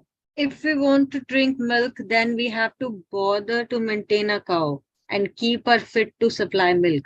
Drinking milk is very nice. It is also pleasure. But for the sake of drinking milk, one has to accept so much trouble. Yes, thank you, Mataji. So that's what is. One cannot have unadulterated happiness. One may say that he is not disturbed by material happiness, but he does not know that just after one enjoys so-called material happiness, there is distress also. So therefore it is said, in this material world, there is both. You can't say, oh, I don't get affected. No, you will get. In happiness, you are not getting affected, but after happiness, the distress will come. So that is the law of material world. Material world, it works like that. So Lord Kapila gives this solution of Adhyatmik Yoga, which will free you from material happiness and also material distress. You can't say one thing, oh, material happiness I want, material distress I don't want. So this does not happen. It comes both ways. If you get a coin, it has both the sides. The Lord Kapila says, by this yoga, you'll be free from both. It will be beneficial, you know. And he will eventually explain how it is transcendental in the later verses. So let's move to verse number 14. Text 14. Tam imam pravakshami yam avocam puranagi rishinam shut kamana yogam sarvanga punam. Translation. O most pious mother, I shall now explain unto you the ancient yoga system which I explained calmly to the great sages. It is serviceable and practical in every way. Yes, thank you, Mataji. So Pravakshami, many times Pravakshami words came in Bhagavad Gita, means I will speak now. So what he will speak is what I already spoke before to great sages. Nothing new concocted, you know. Again, Prabhupada says, sometimes it is claimed that someone has become an incarnation of God. We gave something new theological aspect of absolute truth. But here we see Lord Kapil Muni is Lord himself, but he is not giving something new. What he already gave before, he is repeating, he is telling them. So in Kali Yuga, people look for new things, you know, new varieties or new ideas or new techniques of yoga or whatever. But Prabhupada says, at present it has become a fashion to reject the standard system and present something bogus, something new, and people get attracted. What new, you know? Oh, this Chinese have got this new thing, new technique of reducing belly weight or whatever, you know. Some new thing. But here Kapil Muni is Lord himself and is telling, this is standard what I'm telling, and I'll repeat the same thing what I already told to the sages. You know? So Prabhupada is emphasizing there's no need to concoct a new system to mislead the new or the innocent public. You know? That's what he writes. Okay, so 15th verse. Chetah kalvasya bandhaya muktaye chatmano matam guneshu saktam bandhaya ratam vapunsi muktaye. Translation: the stage in which the consciousness of the living entity is attracted by the three modes of material nature is called conditional life. But when that same consciousness is attached to the Supreme Personality of Godhead, one is situated in the consciousness of liberation. Very nice, very beautiful, important verse. He's telling, mind is the cause of one's bondage or one's liberation. Bhagavad Gita 6th chapter also we have beautiful verses on mind, which says mind is the cause of one's liberation or one's bondage. When mind is attached to the gunas, guneshu saktam bandhaya. When mind is attached to gunas, it causes bondage. Ratam va pumsi muktaya.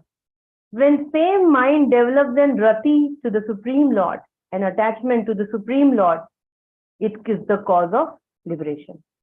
So guneshu saktam bandhaya ratam va pumsi muktaye. So in this Adhyatmic yoga, the main thing, the pivot is the mind. Pivot is the main, you know, hook is the mind. Mind is the pivot. So how to engage our mind? Where we engage our mind, that decides our result or destination. So Vishwanath Chakravarti Thakur says, mind of Jiva binds him by bad association. And mind of Jiva liberates him by good association. So Guneshu, if our mind is attached to this material world or three gunas here, then we are getting bound. So Guneshu or Maya consciousness involves attachment to the three modes of material nature under which one works, sometimes in goodness, sometimes in passion, sometimes in ignorance. And these different qualitative activities are the cause of one's conditioned life. When the same cheta, when the same mind, the consciousness is transferred to the Supreme Lord, one becomes Krishna conscious, and that is the path for liberation. So now, mind is the pivot. This is told. Now, how does one identify whether a person is actually liberated or not liberated? So what are the symptoms of a liberated mind? So next question or next verses are the symptoms of liberated mind. Next three verses, 16, 17, 18, speaks about the symptoms of a liberated mind. Let's read 16. Aham mama abhiman uthet कामलोभा आदिविमले वितं यदा मना शुद्धम adukham asukham samam. When one is completely cleansed of the impurities of lust and greed produced from the false identification of the body as I and bodily possessions as mine, one's mind becomes purified. In that pure state, he transcends the stage of so-called material happiness and distress. Thank you. Aham mam abhimana. Aham, I, mam, mine, you know. So me and mine. Main or mera. Aham mam abhimana. From this misconception. So when one completely cleansed of impurities of lust and greed, kam, lobh, adibhir, male. Kam, lobh, adibhir, male. Vitam, yada, mana, shuddham, adukham, asukham, samam. So these are the symptoms of a liberated mind. We have to know now what is the symptoms of liberated mind. So mind is free from lust, anger, greed, etc., which is born out of aham, mam, I and mine. And it becomes pure, shuddham. False identification from the body is not there. One's mind becomes purified, and in that pure state, he is not affected with grief or joy, happiness or distress. So, dukheshu anudvigna mana, sukheshu vigata. This is Bhagavad Gita verse, 2nd chapter. So he becomes equipoised basically. Dukheshu anudvigna mana. When there is dukh, he is not very disturbed. Sukheshu vigata. He is not jumping when there is happiness. So he is equal, peaceful, equipoised. In that pure state, he transcends the stage of so-called material happiness and distress. So that is the symptom. The difference between conditioned life and liberated life occurs when we purify the mind and the consciousness. And when they are purified, adukha, asukham, samam. One becomes transcendental to material happiness and distress. So the mind must have some engagement. Prabhupada is telling one cannot make the mind vacant. Mind ka nature hai, you know, center and this. So mind cannot be vacant. So better fill it with something else. Instead of, you know, taking out the garbage and keeping it free, so take out the garbage and engage something or put something. Param drishva nivartate. If it comes, then automatically the garbage will, you know, will not enter, will not take its place. So only processes to purify the mind is to engage in Krishna. The mind must be engaged. If we engage our mind in Krishna, naturally the consciousness will be purified and there is no chance of, you know, the seat is already full. If the seat is full, nobody can come and sit. So if the seat is full with Krishna consciousness, the garbage will not have place to sit in. So there is no chance of entrance of material desire and greed. Prabhupada is telling. Text 17. तदा पुरुष आत्मानं केवलं प्रकृते परं निरन्तरं स्वयं ज्योतिर अनिमानम् अखण्डितम्. At that time, the soul can see himself to be transcendental to material existence and always self-effulgent, never fragmented, although very minute in size. Yes, although very minute in size, you know, 1/10,000 parts of the soul sizes. He is not seeing those gross and subtle as his covering. So the point is, tada, at that time, the jiva sees himself to be different from Prakriti. This covering is, you know, the gift of Prakriti, the gross and the subtle. So at that time, in the liberated state, the jiva sees himself to be different from Prakriti. Tada Purusham Atmanam Kevalam Prakrite Param. So till now, he was identifying with the gross or the subtle body to be his own, to be self. To be now in the liberated stage, he is differentiating. He is not identifying. So he is different from the gross and subtle. He is self. He is able to see that. So he is not seeing those coverings basically. Text 18. ज्ञान वैराग्य युक्तेन भक्ति युक्तेन चात्मना परिपश्यते उदासीनां प्रकृतिं च हतोजसम्. of self-realization. By practice of knowledge and renunciation in devotional service, one sees everything in the right perspective. He becomes indifferent to material existence, and the material influence acts less powerfully upon him. Hat Ojasam, less powerful upon him. Hat Ojasam, the reduced in strength. So the same material influence has reduced now. The strength has reduced in the liberated stage. Ojas means power. Ojas is strength, the power. Hat Ojasa means powerless. So he realizes that this Prakriti who was controlling me till now has lost all her power to control me. Hat Ojasa. No longer he sees himself subservient to the control of Prakriti in that liberated stage. And how did he reach this exalted stage? Jnana Vairagya Yuktena. By the mind that is endowed with Jnana and Vairagya. Bhakti Yuktena cha Atmana.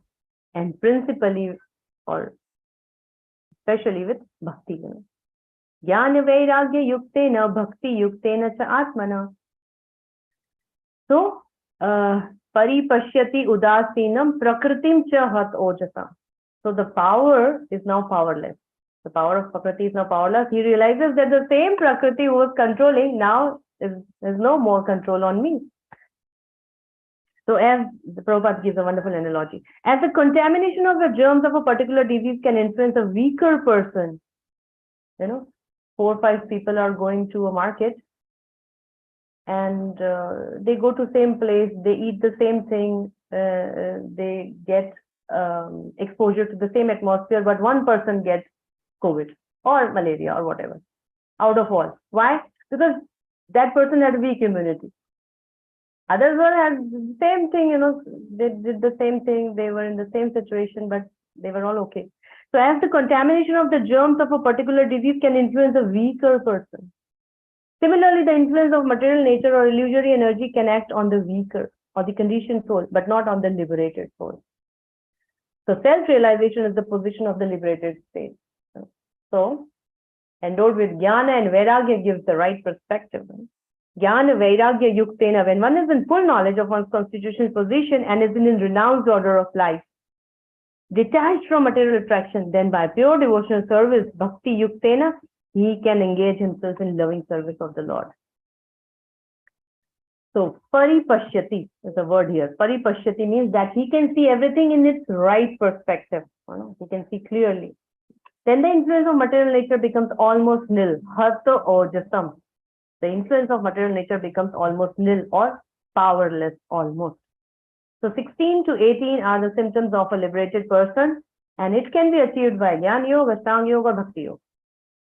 But in the next verse, 19th verse, Kapil Dev makes a solid point. What is that? Let's see. 19. Na yujyamanaya bhaktya bhagvatya akhilatmani sadarshosthi shiva pantha yoginam brahma siddhaye. Perfection in self-realization cannot be attained by any kind of yogi unless he engages in devotional service to the Supreme Personality of Godhead. For that is the only auspicious path. Yes. So he said all 3 paths can give liberation. All 3 paths can tell us about difference between body and soul. All 3 paths can raise our consciousness from bodily consciousness to soul consciousness, can give us mukti, no problem. But of all the 3, Bhakti is the best. There is no path better than Bhakti. Perfection in yoga is not possible without Bhakti. Bhakti element should be there.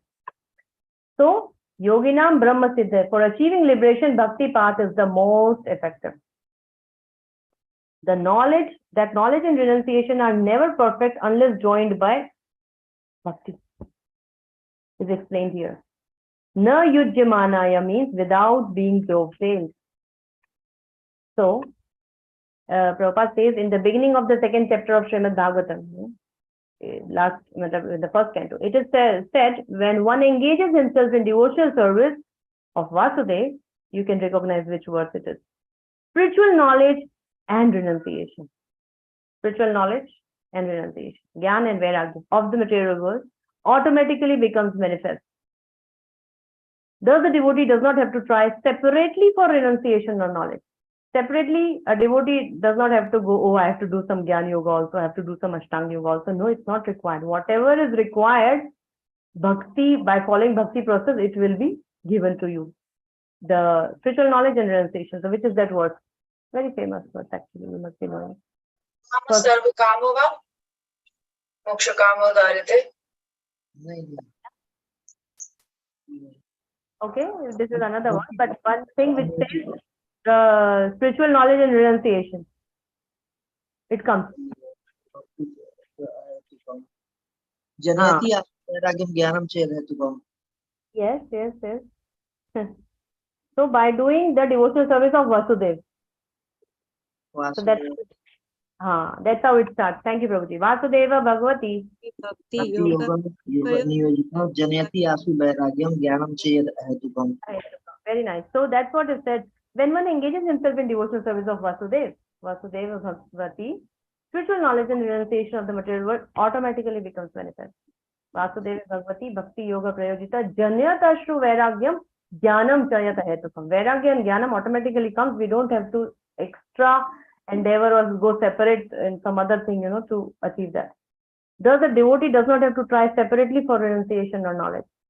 Everything is revealed. It is stated here. Shiva Panta. Shiva means auspicious. So Shiva Panta. This is the only auspicious path for self-realization. So he told about all three, but then he says Bhakti is the best. There is no better path than Bhakti. And Brahma Siddhi is the word. Through devotional service is the realization of the Supreme Personality of Godhead we can achieve. The understanding, last paragraph I am reading, last 6 lines. The understanding of the effulgent rays of the body of the Supreme Godhead is not the perfect stage of Brahma Siddhi. Understanding of that effulgence is one level of realization, but it is not the ultimate. Nor is the realization of Paramatma feature of the Supreme Person is the perfect or ultimate. One who realizes the Supreme Lord as a Bhagwan feature is the perfect one. The other features, namely the Paramatma and the Brahman, is included in Bhagwan realization, basically. Right? So, example of sun, God, sun globe, and sun rays. And there is also one verse, Vadanti tat tattva vidas tattvam yajgyadam avyayam brahmeti paramatmeti bhagavan iti shabdaya. So there are 3 levels of these, realization, and Bhagwan includes all 3 basically, and that is the topmost. So he says that ultimate, unhone conclusion diya, Bhakti is the topmost. Why? He will tell. Already he said liberation you will get from all 3, but Bhakti is the topmost. Why? In the next verses. So how does one get this Bhakti? What is the means to attain this Bhakti? That is 20th verse. Let's read. Prasannam ajaram pasham atmana kavyo vidu sava sadhu shukruto mokshan dwaram aparvatam. Every learned man knows very well that attachment for the material is the greatest entanglement of the spirit soul. But the same attachment, when applied to self-realized devotees, opens the door of liberation. Yes, very important word. Prasangam ajaram pasham. Pasham means snake, nag pash, and this pash is a bondage. Ajaram pasham, that pash which is very strong. Ajaram pasham. Prasangam is the attachment, means bad association. So, attachment for the material is the greatest entanglement. Prasangam ajaram pasham. It's very, strong bondage to this material attachment. It's a bad association. Prasangam ajaram pasham. Atmana kavayo vidu. So every learned man knows this very well. Vidu means to know. Sa eva sadhushu kruto moksha dwaram apavritam. Same attachment, if we take out from material things and put in sadhu, self-realized devotees, it opens the path of liberation. Moksha dwaram apavritam. It opens. Apavritam means open. So, how does one get bhakti? Is by association of pure devotees. By attachment, by taking our attachments out of bad association and putting it in good association. association of sadhus opens the door of liberation. Sa eva, the same attachment what we have for material things, sa eva sadhushu krito. If you apply the same attachment, if you put the same attachment to sadhus, moksha dwaram apavritam. Attachment cannot be killed. Another thing, like we cannot be desireless. Prabhupada says we cannot be, having zero desire. Like this is the nature of the living entity to have desire. We have to dovetail the desire, which is good for our spiritual practices. That's why attachment cannot be killed. It has simply to be transformed. Attachment for material things is called material consciousness. Attachment for Krishna or as devotee is called Krishna consciousness. So consciousness, therefore, is the platform of attachment. So where we need to put that attachment, that we have to learn. We cannot be, free from all attachments. So we have to attach to the pure devotee. Desireless is not possible for a living entity. By constitution, it has the propensity to be attached to something. So we see, Prabhupada is writing, if there's no object of attachment, people get attached to dogs and cats. In foreign country, we see the children are gone, they have their own life, they are in some different country. Here the old people is alone, so they get attached to dogs and cats. So much that I remember when I was there in Sweden, there was one Mataji, one lady, she's Mataji, of course, she got initiated also. But after initiation also, she had so much attachment to the cat.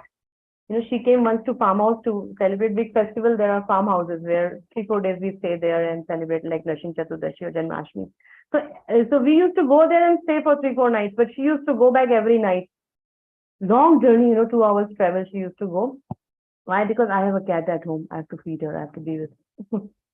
So she used to go and come back again the next day morning. So I remember attachment, is so strong. When you don't have anybody, you keep cats and dogs. So this indicates the propensity of attachment. It cannot be stopped. It must be utilized for the best purpose. So, Mahat Kripa, Mahat Seva, Moksha Dwaram Apavritam. Mahat means the great sadhu, great soul. And when we associate with these people, even if we don't know what we are doing, we get benefits. Sometimes initially when people come, they just, as a helping thing or as their, they feel good about helping or giving something, so they do it. But then agrat sukritis, they accumulate, and that gives rise to Shraddha, slowly. So Shraddha is the beginning of Bhakti, and other processes start. So sadhu, he is aware of this point. Anybody getting love matra also, he will get benefited. Love matra sadhu sangha sarva siddhi hoy, Chaitanya Mahaprabhu says. A sadhu is one who is not just orange dress, but one who is a strict follower of devotional practices. In his life, not only preaching, but himself is following. Achar, vichar, vehvar, and then prachar, So he himself is doing that acharan, doing that vehvar, in implementing, looking things from shastra chakshu, and then prachar. So that is the real sadhu, a self-realized devotee. So sadhu is aware that how one can get bhakti. So he gives this association. We see, Jayapataka Maharaj, Gopal Krishna Maharaj, all these senior devotees, senior disciples of Prabhupada, they try to meet as many people, they try to give their association. They know, love matra, it is not in they are thinking we are great, but it is the process, So little bit association of Prabhupada somewhere here and there, it gives benefit. Slowly, their agyat sukritis gets accumulated and they start becoming favorable. And then we see one day they are initiated now, shaved head, sari, all this, everything comes. So this is the process. This is how the process works. So association. So that sadhu, sometimes somebody just helps. Oh, this person is nice. He's doing good charity work, social work. So let me help. He's a nice gentleman. So he gives some, something, but then slowly his bhakti accumulation is happening. Agyat-sukritis. Slowly that Agyat-sukritis helps him to increase his shraddha and then take the bhakti process. I remember one example actually. One time, Srila Prabhupada was in outside India, in foreign country, somewhere in US. And there's one Indian, also Bengali. So he was not so much into bhakti or attracted to bhakti of Prabhupada, this and that, but he liked Prabhupada because I am also Bengali, he is also Bengali. Sometimes it happens, somebody of our country, our state, our city, our village comes and we somehow feel our connection. So he used to like Prabhupada and help Prabhupada just because Prabhupada is a Bengali and I am a Bengali. So sometimes he helped in something, sometimes he listened or whatever. So this Bengali devotee, he served Prabhupada, not because he's a Bhakta, but because he's a Bengali.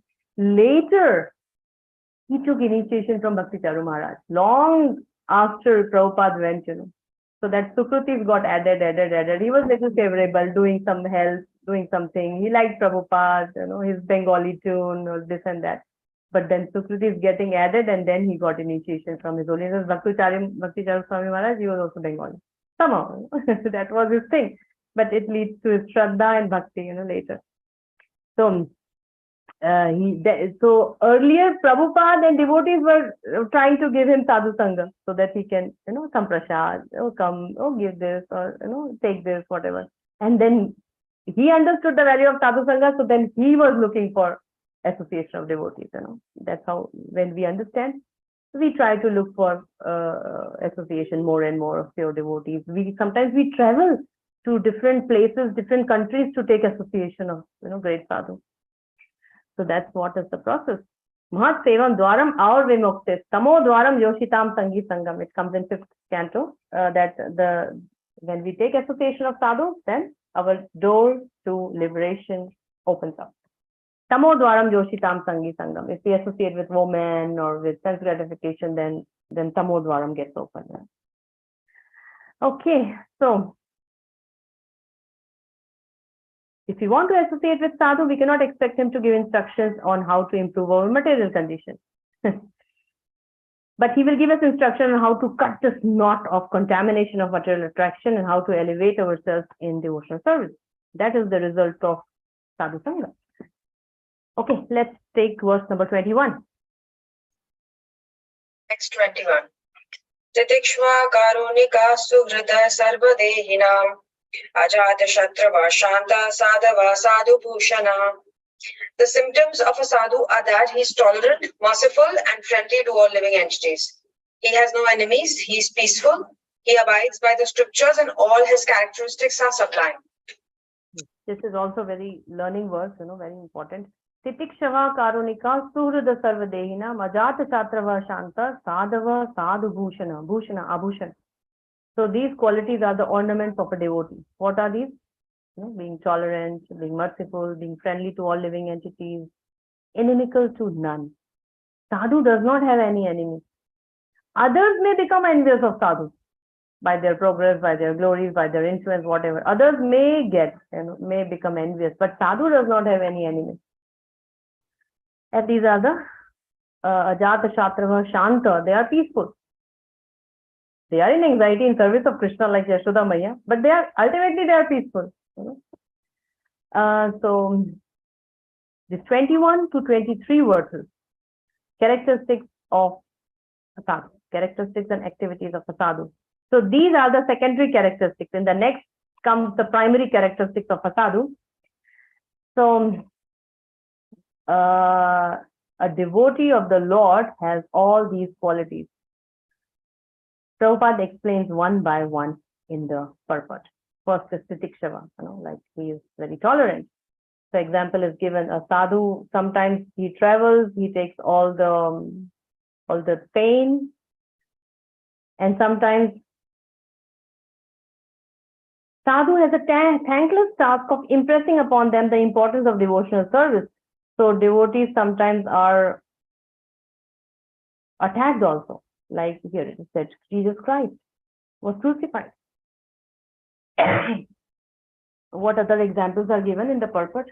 Can somebody just say the name? We all know, but we will just name it.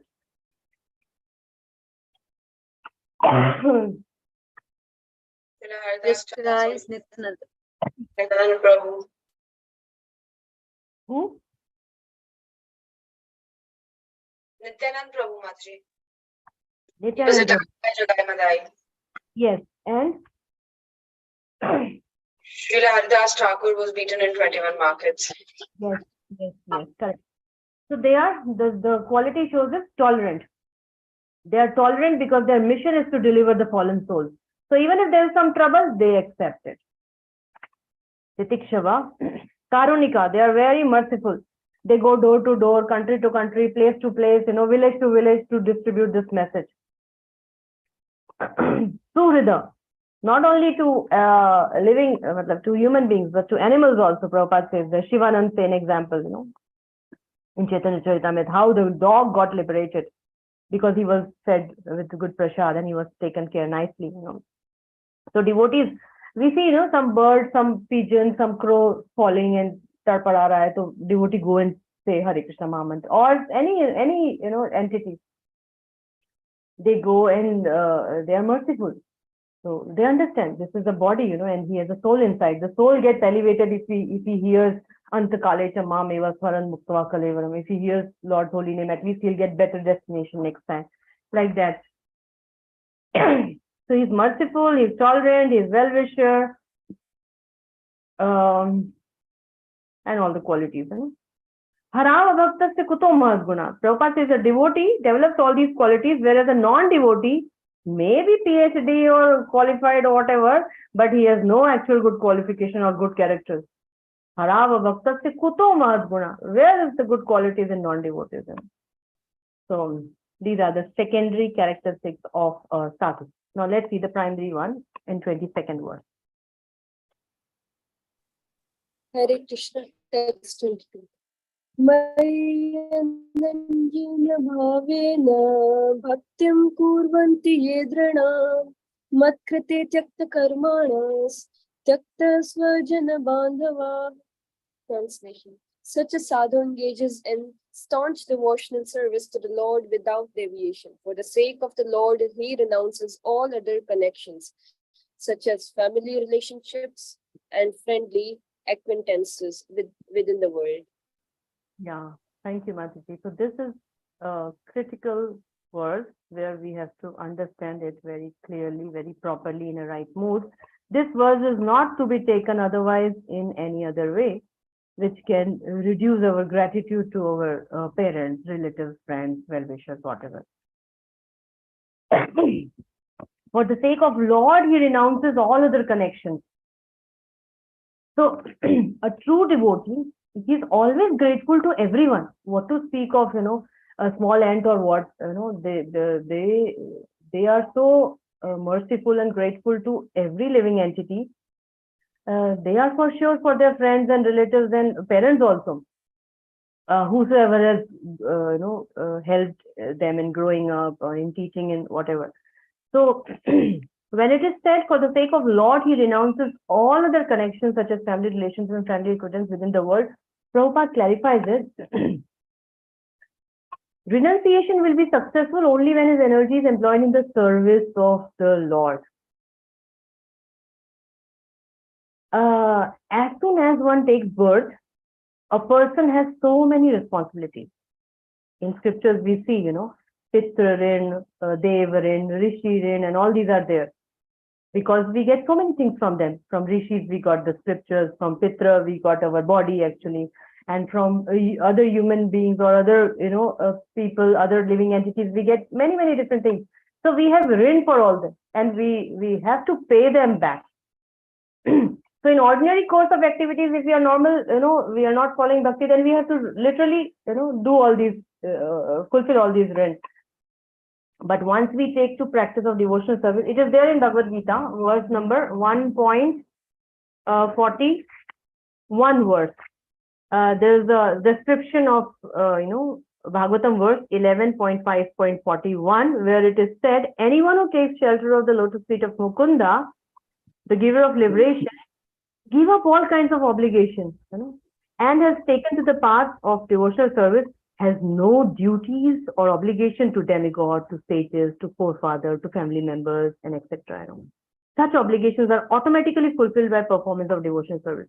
So the important is when one renounces in service of the Lord, not just अरे बहुत झंझट है और बहुत तकलीफ है इसलिए renounce कर देता हूँ. No, that means you are going away from the responsibility. But when you renounces in the right way and engages in Krishna's devotional practices, then you don't have obligation for all those things because it is all taken care.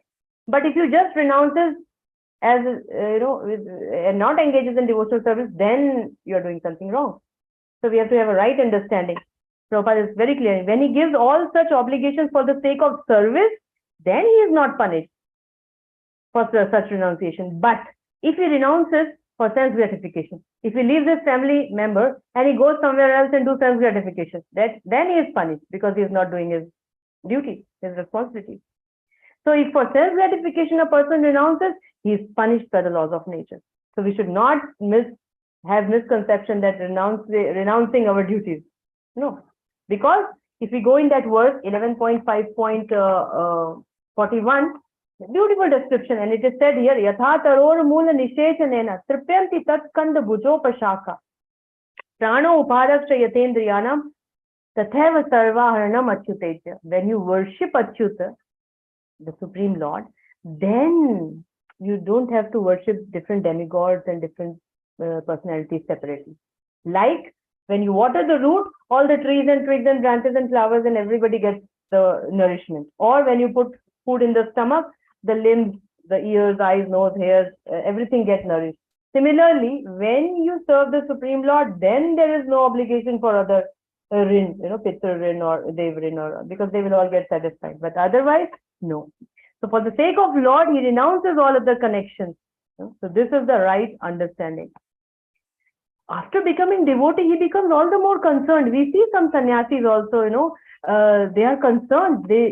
They might not go personally to their house, or they don't live in their family because they are in renounced order, but they give assistance, they send somebody, so that their family members also get nourishment, bhakti, and or when somebody's brahmachari's parents die, sannyasi's parents, they leave the body, they do their sanskar. They understand. So it is not, the point is they are even more concerned. If we compare with the situation when they are not devotees and they would have what they would have done, it is much better than what they are thinking and praying and they're concerned. So this is the right perspective. And Mai Ananyena Bhavena. The sadhu engages in staunch devotional service to the Lord without deviation. Ananya Bhavena, not just 2 hours in the morning Hare Krishna chanting and whole day, out of Krishna consciousness. It is not. Mai Ananyena Bhavena, dedicated exclusively devotion. So Mai Ananyena Bhavena Bhaktim Kurvanti Ye Dridam, with firm conviction and dedication and determination. Bhaktim Kurvanti Ye Dridam. So that is the point here. Let's go to 23 words.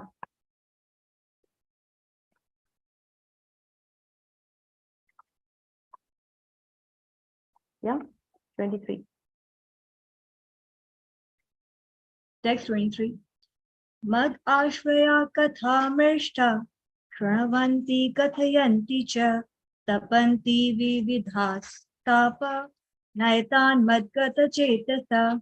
Translation: engage constantly in chanting and hearing about me, the Supreme Personality of Godhead. The sadhus do not suffer from material miseries because they are always filled with thoughts of my past times and activities.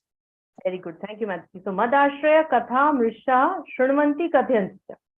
Nice. So many verses like this. See, they are engaged in hearing and chanting. So, activities of a sadhu is get together, hear and chant and discuss Hari Katha. So, Prahlad Maharaj also says, he is telling, I am not at all afraid of this material existence because wherever I am constantly hearing and chanting your glory. So he is not afraid of material existence. So that's how devotees are. Wherever they are engaged. Brahma Bhuta Prasannatma. Always Kathyam Tashta Mam Nityam Tushyanti Cha Ramanti Cha. So what happens? Do not suffer from material miseries. Adidevik, Adibhautik, Adhyatmik, they do not suffer. Whatever the situation is, we will serve, we will hear, we will chant, we will be absorbed. Tapanti vividha tapa na etan madgata chetasa. Madgata chetasa. They are so absorbed that these vivid tap, they are not influenced by that. So they are free from these miseries. Mad Ashraya Katham Mrishta. Mrishta means in pure Krishna Katha, they are so happy, they are so relishing, they are so delightful in that, in Shranvanti and Kathyanti, in hearing and chanting. Right. So sadhu is not disturbed by miserable condition because his mind is always filled with Krishna consciousness. He does not talk like others about any other thing, He is always talking about activities of the Lord. Maharaj Ambarish ka example. Tave mana Krishna padar avinde vachanti vaikunta gunanu varnane karau hare mandir marjanadeshu shrutim chakara chatit satkathodaya mukunda lingale darshane drisho. Every limb, every sense he is absorbing in Krishna's service.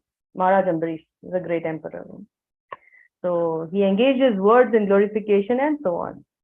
Sadhus are always interested in hearing and chanting. And because they are so much filled with Krishna consciousness, they are forgetful of the material miseries. Material miseries come. ऐसा नहीं है misery आती नहीं है, उनको भी disease होता है, उनको भी बुढ़ापा आता है, एंड कोविड होता है, सब कुछ होता है, but they are not influenced by that.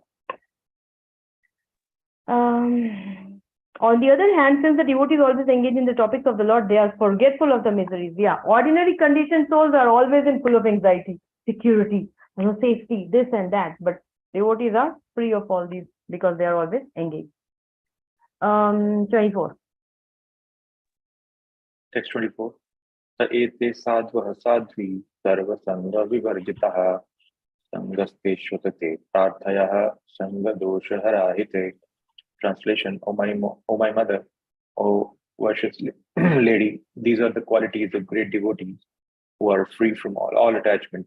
You must seek attachment to such holy men, for this counteracts the pernicious effects of material attachment. Yes, this contracts the pernicious effects of material attachment. So he's telling Sadhvi, virtuous lady, oh Sadhvi,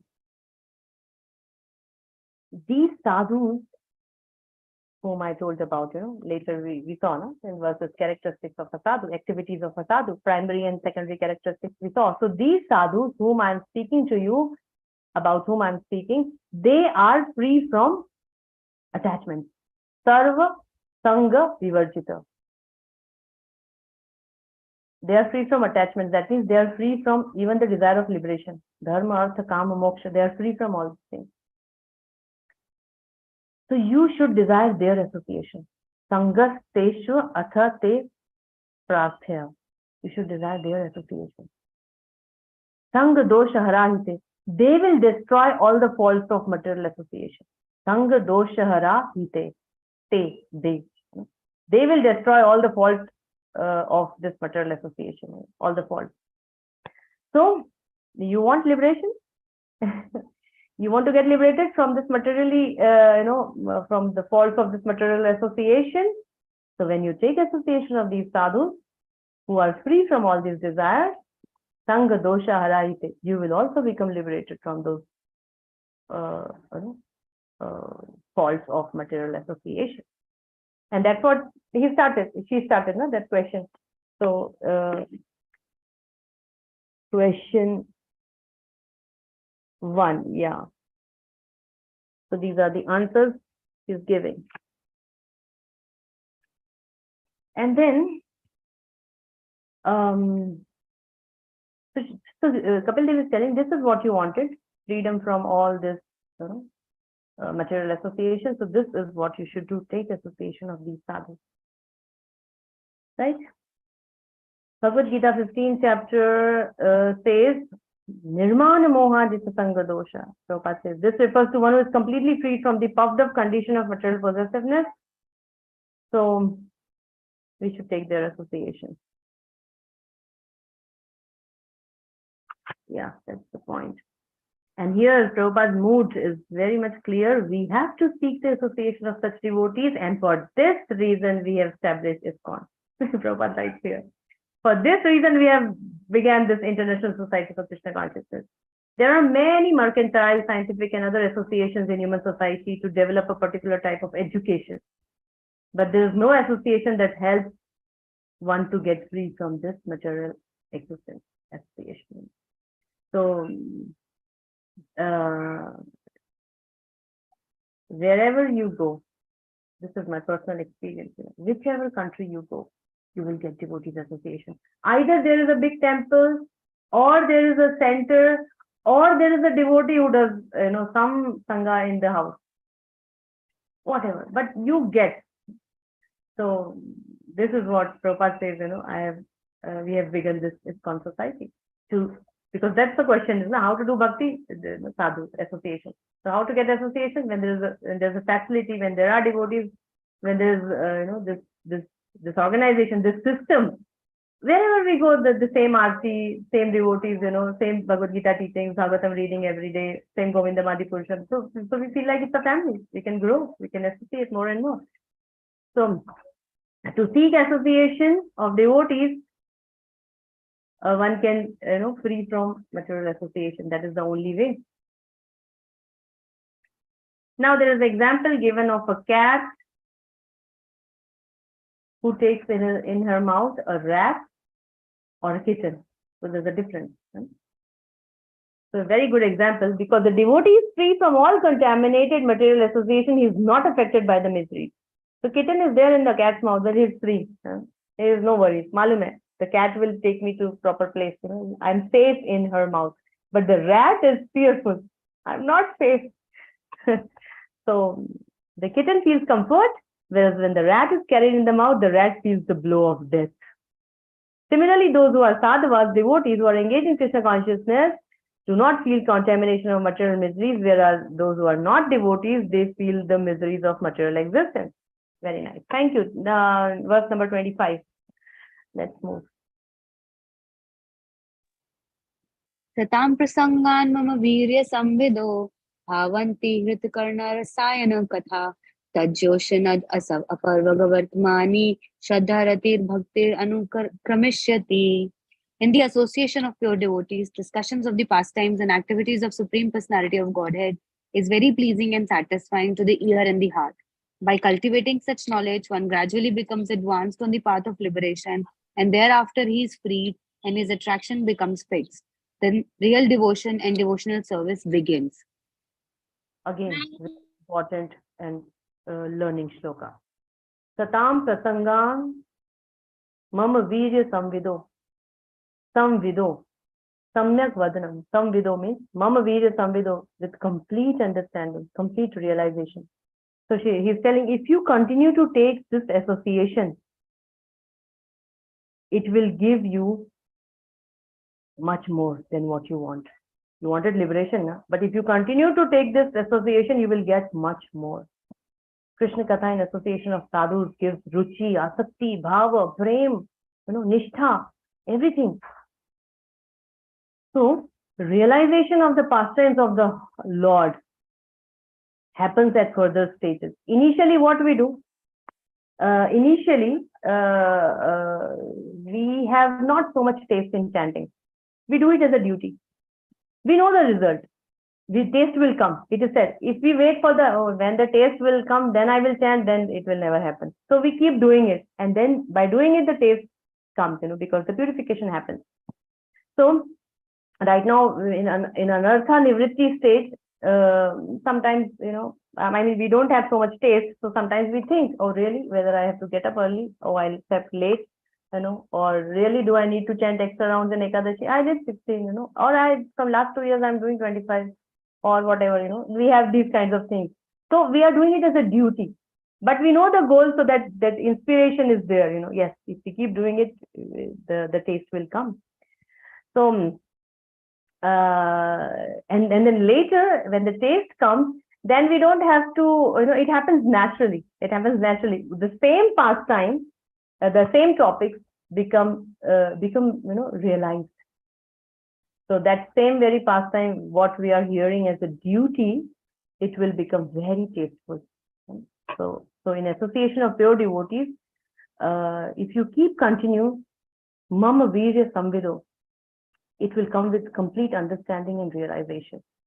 So the stages of nishtha, ruchi, asakti, bhav, and prem will come. Satam prasangan mama virya samvido bhavanti hrit karna rasayana katha. With this ears, if we just keep taking those katha, just hear, Tajjoshanad Ashwa Apavarga Vartamani Shraddha Ratir Bhaktir Anukramishati. Anukramishyati. Anukramish matlab gradually, one after another, these stages will come. Shraddha Ratir Bhakti Anukramishati. So, beautiful verse. Kapil Dev is telling, so it will give you beyond your goal. Beyond your goal of getting free from faulty material association, beyond that stage, there is Nishtha, Ruchi, Asakti. You will get all this if you just continue to associate with these sadhus. So there is much more the same association can award you apart from what you are desiring. Nice, no? He gave what she wanted, and then she said, if you continue like this, you will get much more. So he's giving, he's visioning, and he's giving her the vision of there's something better also. So this is Lord Kapila Dev's presentation to Devahuti, Mother Devahuti, how Bhakti can give liberation and more. So her question was, how can I achieve liberation? Yes, liberation is possible. You can get, And if you follow this Bhakti, you will get more. So now in 26, 27, next verses describes how your goal to achieve liberation can be achieved by Ashtanga Yoga and Jnana Yoga, but with those process, Ashtanga Yoga and Jnana Yoga, you will achieve only liberation and not more. But if you do Bhakti, you will achieve liberation also and other things also. So, non-devotees cannot appreciate Krishna consciousness by reading Srimad Bhagavatam or any other scriptures, wherein the activities of the Lord are described. They think these activities are fictitious, Prabhupada is telling, manufactured stories. To understand, actually, we need sadhu sangha. Otherwise, even if we just read like this and no chanting, no sangha, no hearing, then we will just, oh, these are stories. These are just, historical, mythological stories. To understand, we have to seek association of devotees and do Harikatha, discuss. Then Nishtha comes. Then, the firm faith in the Supreme Lord becomes fixed, Nishtha, Prabhupada says. And then his attraction for association with the Lord and devotees increases, the ruchi. And the devotee who makes this association develops the consciousness for rendering service to the Lord. And then being situated in transcendental position, he gradually becomes perfect. Anukramishyati. Shraddha Ratir Bhaktir Anukramishyati. So next verse, let's 26, 27.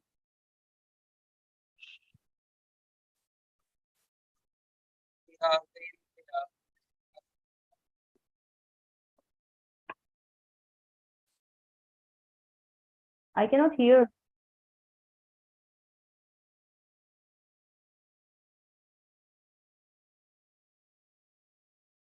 Others can hear, kya? My voice is audible. Yes, now audible, Babuji, now audible. Please recite again. Bhaktya puman jat virage indriyat drishta shrutanmat rachanu chintaya chitasya yato grahane yoga yukto yatisyate ajubhir yoga marga. Thus, consciously engaged in devotional service in the association of devotees, a person gains this taste for sense gratification in the world and in the next by constantly thinking about the activity of the Lord. This process of Krishna consciousness Okay, thank you. on that path of Yes, thank you, Prabhuji. Now onwards, we will just read translation and no verse because we have to see the time. So only translation. No? So 26 May, Vishwanath Chakravarti Thakur says this 26 and 27. So 26 is Bhakti Mishra Yoga. So he's describing about yoga. Primary element is Ashtanga Yoga, but there's a Bhakti element, by which one continues on that path of yoga. So this is the one. And distaste for sense gratification. So when one continue engaging in this service and association of sadhus, then jata virag, the distaste of sense gratification happens, both in this world and in the next. So in this world we can see, and in the next world, about the next world we can hear. So drishta shruta, drishta and shruta. So both in this world and in the next. Thus consciously engaged in devotional service, a person gains distaste for sense gratification both in this world and in the next. So, Prabhupada says, devotee in the association of devotees prefer to contemplate the activities of the Lord, different activities, how he created the universe, how he is maintaining it, how the destruction happens, what are the pastimes in his spiritual world, so, and there are literatures full of these pastimes. Bhagavatam, is full of these descriptions. So they enjoy this. They relish this. Bhagavad Gita, Brahma Samhita, Bhagavatam, Isha Upanishad, Nectar of Instruction, Devotion, all these things. So, sincere devotee who associates with devotees gets the opportunity to hear and contemplate the subject matter, and the result is he feels distaste for so-called happiness in this or in the next world, in heaven or in other planets. You have any experience of this? Just when you start to Srimad Bhagavatam study, the distaste of material sense gratification starts happening? You all have this experience? Yeah, so Jata Virag, automatically, we see with our own examples, when we start studying Bhagavatam, we don't want to end it, it's so relishing. We don't want to end it. So automatically, we lead simple, let's not waste time on those things, or, whatever, we will manage with that. Something like this. So we have distaste for sense gratification. A very suitable word here is very easy. Okay, rujbhi. Okay, so let's see 27th word. Thus, by not engaging in the service of the modes of material nature, but by developing Krishna consciousness, knowledge and renunciation, and by practicing yoga, in which the mind is always fixed in devotional service unto the Supreme Personality of Godhead, one achieves my association in this very life. For yes, I am the Supreme Personality, the Absolute Truth. Exactly. So this, according to Vishwanath Chakravarti, is Bhakti Mishra Gyan. So talking about Gyan, but there's Bhakti element, which leads to this, what is the Gyan Yogi's result is impersonal conception, impersonal liberation. So primary element is Gyan, and there is element of Bhakti also is there. So Jnanena Vairagya Visujibhitena Yogena Mai Arpita Cha Bhaktya. So Yogena Mai Arpita. So what this verse says is, this 27th one, without asevayam prakrute gunana. So without serving the objects of material gunas. He's talking about the Gyan Yoga, right? So by Gyan manifested with detachment, Vairagya, along with the practice of other limbs also, So he practiced that yoga along with Bhakti as a secondary process. Mam pratyag atmanam eva avrundhe. So one attains. So knowledge and renunciation, and by practicing yoga, in which the mind is always fixed in devotional service, one achieves my association in this very life, for I am the Supreme Lord.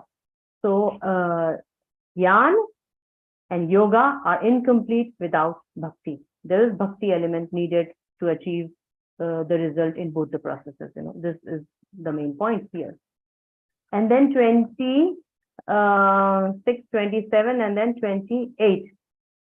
So Kapil Dev presented all the three paths: the path of bhakti, the path of jnana, the path of Ashtanga Yoga. This is just one verse.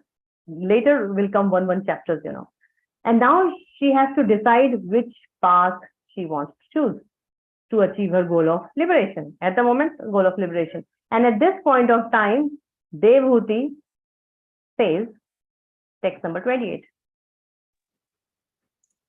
On hearing this statement of the Lord, Devahuti inquired, what kind of devotional service is worth developing and practicing to help me easily and immediately attain the service of your lotus feet?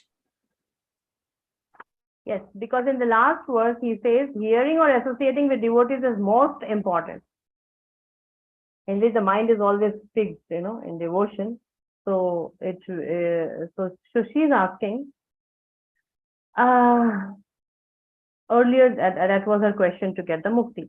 Now she is no longer speaking about liberation. You mentioned bhakti. So from verse number 28 to 30 words, Devhuti is asking, you mentioned bhakti in general. So there must be varieties of bhakti. I am, I am in a female body. So what I can perform? What bhakti I can perform? What is possible for a person like me? Like Kunti Maharani prayers also is a similar thing, like there are great munis, great paramhamsas. What a woman like me can understand is Kunti Maharani prayer says Tatha Paramahamsanam Muni Nam Amalatmanam Bhakti Yoga Vidhanatham Katham Pashyam Hi Striya. So here also Devhuti in a similar situation, ki I am in a female body. See. So what can I perform? What is possible for me, a person like me, so that I can attain your lotus feet? So now earlier her thing was liberation. Now after hearing from Kapil Muni, she's telling, okay, tell me what can I do to achieve your lotus feet, which is full of bliss. So this, on hearing this statement, Devhuti inquired, what kind of devotional service is worth developing and practicing to help me attain your lotus feet? So now she's telling in her expressions, I don't want liberation. I want your lotus feet. So tell me, what kind of bhakti should I perform? So, we evolve, we revise, we do some corrections, modifications. So she's revised her goal now. Even though she is so strong and for liberation in the beginning, now by association of Kapil Dev, she wants to know more about bhakti. By hearing submissively, she got to know this. So she is progressing. Now she's asking, what kind of bhakti should I perform? So in 27th verse, you spoke about Ashtanga Yoga. What is the yoga which involves worshipping the Lord with the goal of liberation? You explained. And what is this Gyan by which one understands various tattvas? You please explain. So in the next 29 verse, she's asking these two questions. So let's read only translation. The mystic yoga system, as you have explained, aims at the Supreme Personality of Godhead and is meant for completely ending the material existence. Please let me know the nature of that yoga system. How many ways are there by which one can understand in truth that sublime yoga? Yes. So she is telling how many limbs does it have? How many ways does it have? So please tell me the path of bhakti that I need to follow, and also tell me. So if you see that chart, if you go back to this chart, okay, we'll see that later. Again, we'll compare it later. So tell me the path of bhakti that I need to follow, and also tell me the path of Ashtanga Yoga and Jnana Yoga. So her choice of bhakti is not sentimental. So it must be, with good understanding. She's picked, okay, bhakti is Shresth, bhakti karna hai. So Vishwanath Chakravarti says, an inquisitive person knows his own idea, but an intelligent person knows about others' ideas as well. So Devhuti asks about Ashtanga Yoga and Jnana Yoga also to compare, to have a good understanding, so that it's not just sentimental, it is with complete understanding that I follow Bhakti Yoga.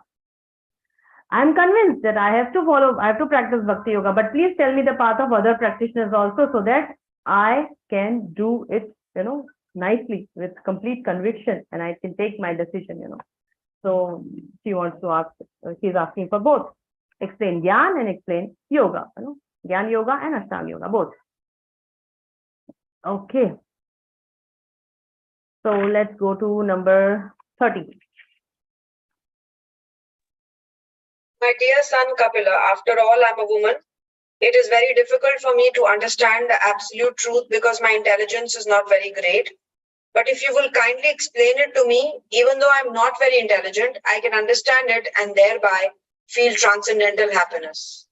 Very beautiful, no? I'm a woman. It's not easy for me to understand all these technical aspects. But please, you understand me. And considering my qualification being a woman, you mold your presentation that way. You explain it in such a way that I understand you by your mercy. I'm not that very intelligent, but by your mercy, I will understand. So you explain it in that way. So Yasya prasadat bhagavad prasad. By the mercy of spiritual master, we can understand. Spiritual master can help us reveal the subject matter, what he wants us to know. So that's what she's telling. By your mercy, I will understand. 31, Maitreya Uvacha. Hare Krishna. Translation. Shri Maitreya said, after hearing the statement of his mother, Kapila could understand her purpose, and he became compassionate towards her because of being born of her body. He described the Sankhya system of philosophy, which is a combination of devotional service and mystic realization, as received by the sattvic succession. Yes. So, Sri Maitreya, after hearing the statement, he started speaking. So let's go to verse number 32, what he is telling. Sri Bhagavan Uvacha. Translation. Lord Kapila said, the senses are symbolic representations of the demigods, and their natural inclination is to work under the direction of the Vedic injunctions. As the senses are representatives of the demigods, so the mind is a representative of the Supreme Personality of Godhead. The mind's natural duty is to serve. When that service spirit is engaged in devotional service to the personality of Godhead without any motive, that is far better even than salvation. Yes, so reading this verse, we can understand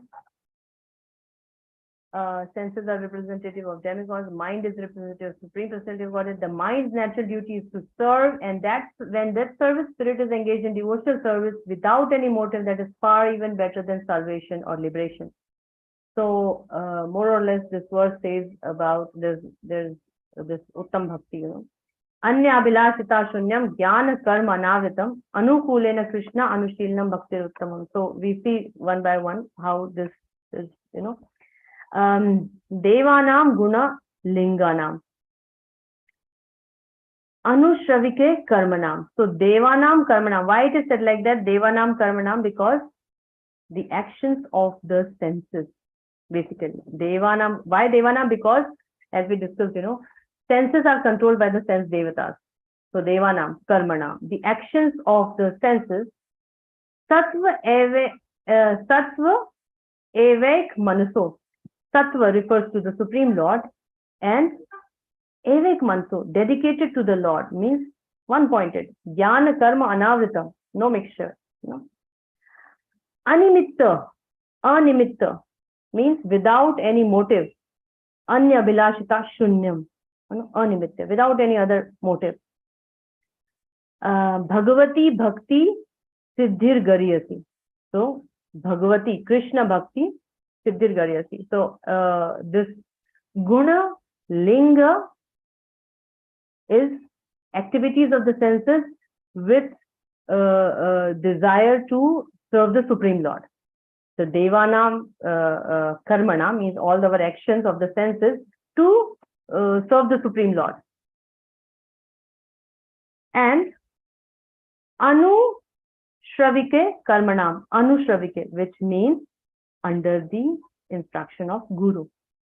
Anushravike, according to the scriptures, according to Guru, Sadhu and Shastra, whatever activities, whatever engagement of the senses in service of the Supreme Lord is according to Anushravike Karmanam, means all our karman is according to the scriptures and according to our spiritual master. So, seeing this verse, all what he is speaking about is sadhana bhakti. Do all these processes. Engage the senses in actions with the purpose of developing that attachment with the Supreme Lord. Engaging the senses with those activities which increases attachment in the heart. Animitta, without any motive. Anya Bilashita Shunyam. So let's see the purport. That's what Prabhupada says. The natural inclination of the senses is to work for something, and the mind is the center of all the senses. So we have to engage the mind in the right perspective, in the right direction. You know, our senses are representations of various demigods. Devanam Karmanam. The mind is representation of the Supreme Personality of Godhead. The senses led by the mind act under the influence of the demigods. All the senses. Devanam Karmanam. So when the service is ultimately aimed at the Supreme Lord, the senses are in the natural position. In the previous verses also we were seeing, temporary senses or the permanent senses. When we are in material sense enjoyment, then, our permanent senses are covered by this misidentification with the material body. But when the covering is removed, then we serve with our permanent senses. That is the real service. So when the service is ultimately aimed at the Supreme Lord, then the senses are in their natural position, natural swabhava. So guna linga now, right? And material benefit or for the service of the demigod, actually they are meant to serve the Supreme Personality of Godhead, all our senses. So the senses are Rishika. So it should be applied in the service of Rishikesh. That's what Prabhupada is telling. And that is the natural situation, and that is called Bhakti. Siddhir Gariyasi. Kapil Dev said, when the senses without desire for material profit are engaged in service of the Lord, that means without desire for material profit is Annimitta Bhagavati Bhakti, then it is Siddhir Gariyasi. That spirit of service is far better than getting liberation, getting Siddhi. So Bhakti is much better. When the senses are engaged in material activities or sense gratification, there is some motive. But when same senses are engaged in service of the Lord without any motive, animitta, then it is the right thing. The conclusion is that the mind should be without motive, without deviation attached to the Supreme Personality of Godhead, devotional service to the Supreme Lord. And it is far better than Siddhir Gariyasi, far better than getting liberation in one sense, right? So this is talking about sadhana bhakti. Anya Bhilashita Shunyam Jnana Karma Navitam Anukulena Krishna Anushīlanam Bhaktiruttam.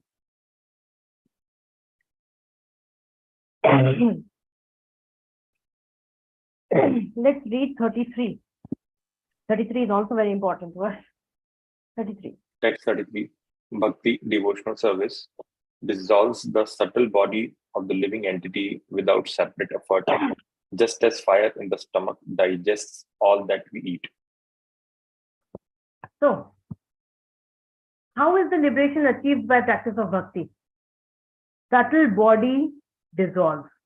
Wow, nice, no? When we die, our gross body gets burnt, and subtle body takes away to take another body, right? But in the liberation is achieved by the practice of bhakti, and then subtle body is destroyed. That is liberation. Bhakti devotional service dissolves the subtle body of the living entity without separate effort, just as a fire in the stomach digests all that we eat. Fire in the stomach, Jaఠaragni. At the time of death, living entity is separated from gross body, and the subtle body goes and he takes another birth. Bhagavad Gita says, Shariram yad avapnoti. We transform from one body to another body like air carries aroma. In 15th chapter it comes. So here it is said, just as a fire in the stomach digests all that we eat. So, Devhuti is looking for liberation. She was looking for. And here it is clearly mentioned that by bhakti you will get it. Automatically you will get it. So there are three explanations given by our acharyas. First is about this digestive fire. It's very discriminating in destroying your food, in consuming your food. How? It doesn't destroy everything. Now, whatever we eat does not go as a waste when we go to toilet. What happens? Useless part of the food is burnt and is excreted, and the useful nutrient part of the food is used to nourish our body, our 7 dhatus. Blood, bone, bone marrow, flesh, and other things like that. It gives nourishment. So it discriminates what is nourishment it gives to the body, and what is excrete it leaves the body. So similarly, when bhakti is performed, it does not indiscriminately destroy the functioning of the senses. This we discussed also, freeing and freezing of the senses, in the earlier verses. Remember, it does not free the senses. everything. So this is another understanding. The functioning of the senses, bhakti does not indiscriminately destroy everything. Rather, it destroys the material covering of the senses. So whatever material covering means, whatever does not allow me to practice Krishna consciousness, it kills that, or it destroys that. So material component of the senses are destroyed and spiritual aspect is activated. So this is, the explanation of digestive power, digestive fire. It has a discriminative power. Good things, nutrition things she gives to the body, and rest useless part, excretion. Similarly, bhakti when performed does not indiscriminately destroy the functioning of the senses completely. Rather, it destroys the material covering of the senses, which does not allow the practitioner to act on the spiritual platform. Nice.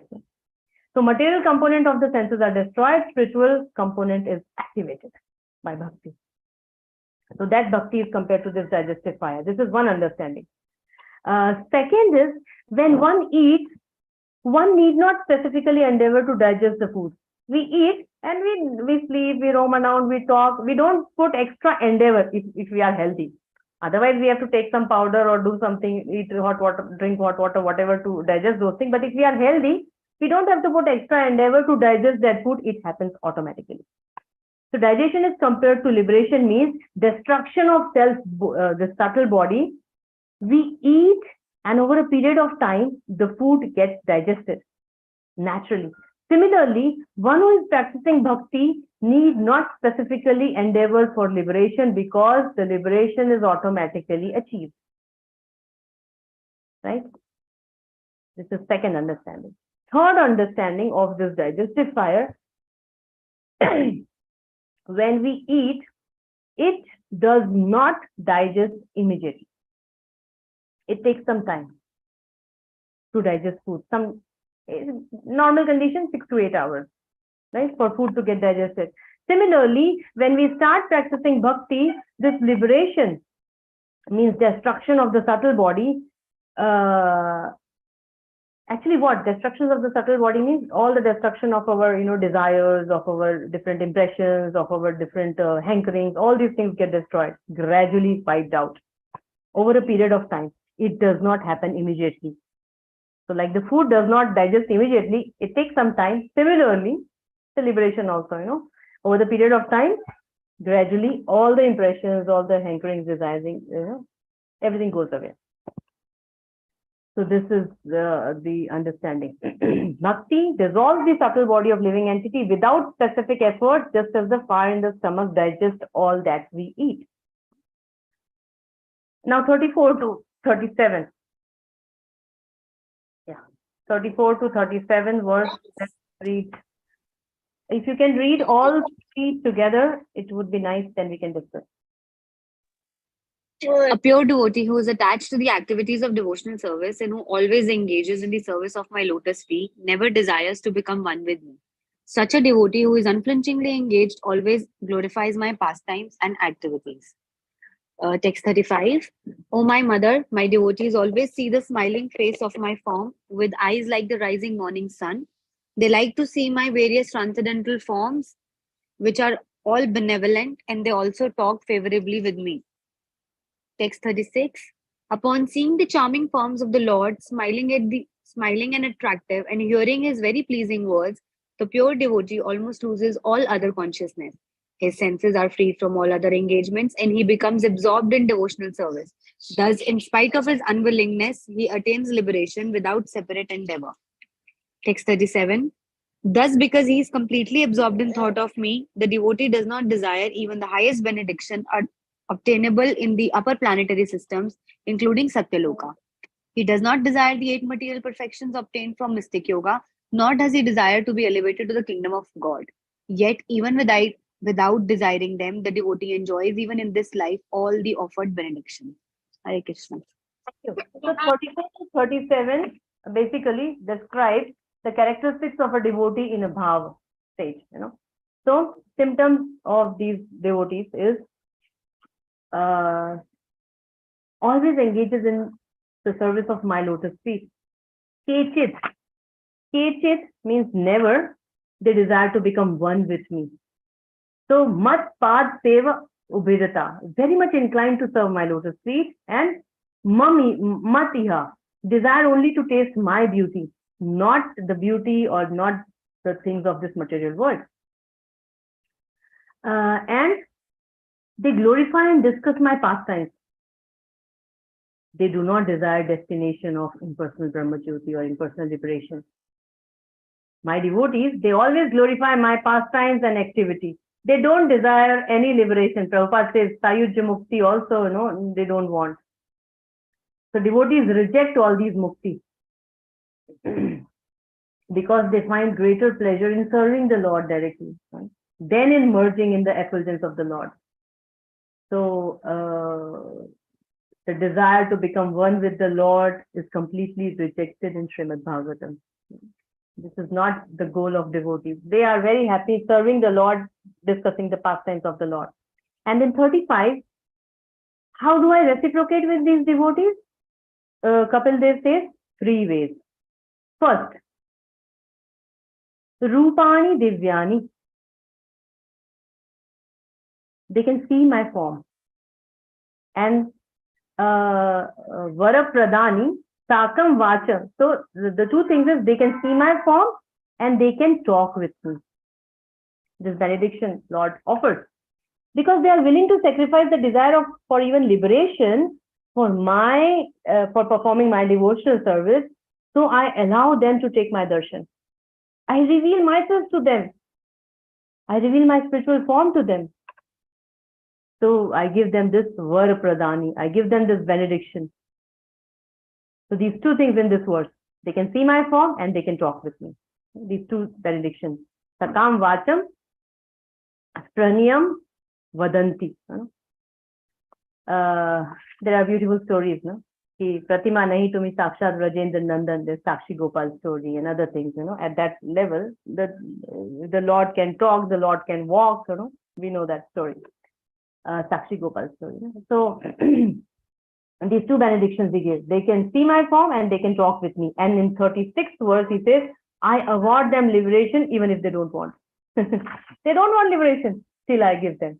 So that is the verse number 36. Bhakti gives the liberation also. We don't do bhakti to get liberation, but bhakti gives automatically. Even if we don't desire it, she gives. One understanding is it does not give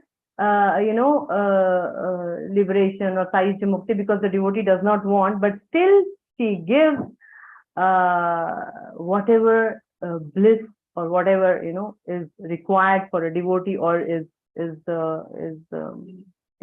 attainable by those who are getting liberation. She gives all that. She gives all that like this, So it is, we hear all this. Mukti is a subservient of bhakti. So if we are doing bhakti, we easily, bhakti can provide us liberation. Halaki, we don't deserve it. Bhakti Devi still gives it because people who value that mukti should not say, oh, bhakti cannot give this mukti, so I will not follow. No, bhakti can give mukti also. So even if you want mukti, akama sarva kama va, moksha kama udaridi, tivrena bhakti yogena yajeta purusha param. Even if you want mukti, go to the Supreme Lord. Because the bhakti can provide that also. So these are the 3 things. We can attain liberation without separate endeavor. So 35 verse mein 2 things. They can see my form. They can talk with me. 36 verse mein, they can attain liberation without any separate endeavor. So 37th verse says, because he is completely absorbed in thought of me, the devotee does not desire even the highest benediction obtainable in the upper planetary system. They don't want anything, no pleasure of a higher planetary system because they enjoy, serving Krishna. They got that taste. So they don't desire any of these things. They only desire service to the Supreme Lord. That's the verse number 37. Why devotees don't desire liberation even? Out of their natural humility, first of all, they don't feel qualified, They think they are not qualified for liberation. First. Secondly, they are so nicely engaged in serving Lord, So pure devotees don't think that they are qualified to go to the spiritual world even. Out of their natural humility, they think like that, but still Bhakti awards them liberation also and entrance also in the abode of the spiritual world. So they don't desire anything. In this verse, it is said upper planetary system, Satyaloka, all those, 8 Ashtasiddhis. No, nothing. They don't desire anything. Yet, even without desiring them, the devotees enjoy, even in this life, all the offered benedictions. They don't desire, but still they get it. Nice, na? Even though devotees say, this Narayana Parasarve, na Kutaschanya Bidbhati, Swarga Apavarga Narkeshu, Apitulyat Darshana. Krishna, wherever you want, you can place me. I am happy serving you. Just give me the association of devotees and your service. That does not mean when they are telling that, oh, anywhere you can put Narka, Swarga, so that does not mean Lord says, oh, it's equal for all, then you go to Narka. No, Lord gives the best always to devotees. They are, carefree. You put anywhere, just give your service and association. So, Lord gives everything. And this is what it is said here. Even though they don't desire anything, they get everything by Lord's mercy. Without desiring them, the devotee gets all the offered benedictions. I think we should do a little more. 36 verse. No, 38, sorry.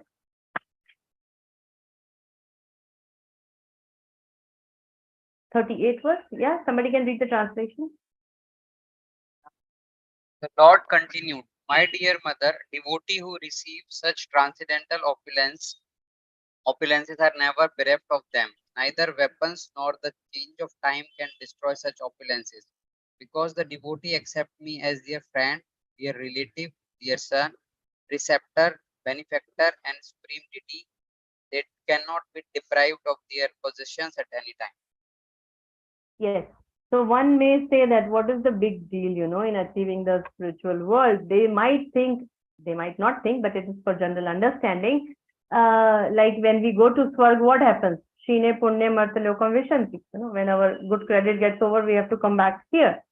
So good facility, good amenities, but eventually, once that punya gets over, one has to come back. So what happens in the spiritual world? There also, when we are done with that, should we come back here? Something. So it is making clear here. It's clarified in this verse that such practitioners can eternally enjoy in the spiritual world. They get all the benedictions, and that is all there eternally. It is not Shine Punne Matsalokam Vishanti. It does not get sheen. It does not get finished. It does not get exhausted. Those benedictions are always there, and you can stay forever in the spiritual world. And those who goes there does not come back again, here. So those who have attained that abode, Yad Gatvana Nivartante Tad Dhama Parma Mama. So my wheel of time does not affect those devotees who are there in the spiritual world, because the devotees accept me as a friend, relative, their benefactor, supreme deity, whatever. So they have a relationship. So that does not get exhausted. So it is not something what happens in the material world or even in the heavenly planets, that things get over. Your 7 days Singapore trip over. Now you have to go back again. It's not like that. Once you go there, no coming back. So one should not think that going to spiritual world is like going to Swarga, where one gets a temporary stay. So this is the confirmation. The wheel of time doesn't afflict those devotees there. Okay, there's a beautiful purport, of Prabhupada about this relationship, because the devotees have a particular rasa with that, devotee. So one beautiful pastime, Krishna, he will never cheat. Krishna is accepted as one's best friend or best, son, or here is the example given. If Krishna is accepted as a son, he will never die. In material world, there's a fear of, father and mother always worry about that the son should always remain nice. My son should not die. But Krishna, if we accept Krishna as a son, Krishna will never die. So this is the eternal relationship. Those who accept Krishna as their son will never be bereft of their sons. So in many, now this is the important point. In many instances, devotees have accepted the deity as a son. In Bengal, there is a deity, Radha Gopinath deity, of Govind Ghosh. There's a picture also. If you just type, Google Govind Ghosh deities, you will see the deities. He carries kusha grass in his hand.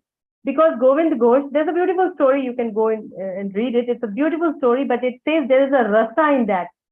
That deity, he considers that devotee, Govind Ghosh, considers the deity as his son. So the son is doing the pindadan for the devotee, Govind Ghosh. It's a beautiful pastime. And still there's a darshan of that deity. He performs the Shraddha ceremony, in Bengal. In such, there's a deity, there's a Shraddha ceremony for the father that deity performs. So the relationship is never destroyed. That's what it's telling. So the deity held kusha grass in his fingers to perform Shraddha ceremony of Govind Ghosh. Agradweep karke, there is a place where the deity is there, Shri Radha Gopinath. Okay, then 3940, it says, Kunti Maharani, the question is, it comes in her mind, what if I am not able to reach to that stage of perfection? We are all doing sadhana bhakti. Kab pahunchenge hum wahan pe? What if I don't reach? Then does I get reciprocation in between also? Like a child is getting admission in school. So is it like only after PhD he will get the certificate? No. First standard certificate, second standard certificate. So he will keep getting something, and that's the motivation to move ahead and move ahead in his journey. So how does a sadhaka experience any reciprocation in his journey? Only till he get the perfection? No. Before also he get the reciprocation. So that's what somebody can say 3940, the translation. Thus, the devotee who worships me, the all-pervading Lord of the universe, in unflinching devotional service, gives up all aspiration to be promoted to the heavenly planets or to become happy in this world with wealth, children, cattle, home, or anything in relation with the body. I take him to the other side of birth and death. Yes, he's telling he takes him to the other side of birth and death. So when we practice this, keep practicing. We get the result while practicing also, and then at the end, he takes him to the other side. That means, so let's read 41. The terrible fear of birth and death can never be forsaken by anyone who resorts to any shelter other than myself. For I am the Almighty Lord, the Supreme Personality of Godhead, the original source of all creation, and also the Supreme Soul of all souls. Exactly. So, who resorts to no other shelter than myself? Na anyatra. Mad Bhagavatah, So, Mad Bhagavata means to Krishna, and no other shelter. So, the terrible fear of birth and death can never be forsaken by anyone who resorts to Krishna himself, and only Krishna, who is the original source of creation. Pradhan Purusha Ishvara. So he is the original of, or he's the controller of all the three Purushas, Karmadakshaya Vishnu, Kshirodakshaya Vishnu, and Garbhodakshaya Vishnu. And he is the controller of all the Vaikuntha deities also. We read in the creation past time that this Virat Roop is imaginary. It is there as long as this universe is there. But other incarnations, Rama, Nrsimha, they are all eternal. They all have their own Vaikuntha planets, where they reside, and they come as avatars. So all this forms, one has to worship, not all, or one, or two, whatever, in pure devotional. All these forms are the Lord's form. So basically, Kapil Dev is telling, understand, my dear mother, only by practice of Ananya Bhakti, na anyatra. One is sure, you should not practice anything else other than this pure devotional service to achieve all these things, whatever is described, right? Okay. Now, in 42, she might say, let's read first the translation, 42. It is because of my supremacy that the wind blows out of fear of me. the sun shines out of fear of me, and the lords of the clouds, Indra, sends the forth showers out of fear of me, burns out of fear of me, and death goes about taking its toll out of fear of me. Yes. So in the earlier verse 41, it is said, do only Ananya Bhakti, do only Bhakti to Krishna, nothing else, pure Bhakti, So one might ask, oh, I only worship Supreme Lord, will Devatas not get upset? Because Indra is responsible for rain, Surya is responsible for light, and so on. Will they not get upset? So Krishna is, Kapil Dev is clearing that.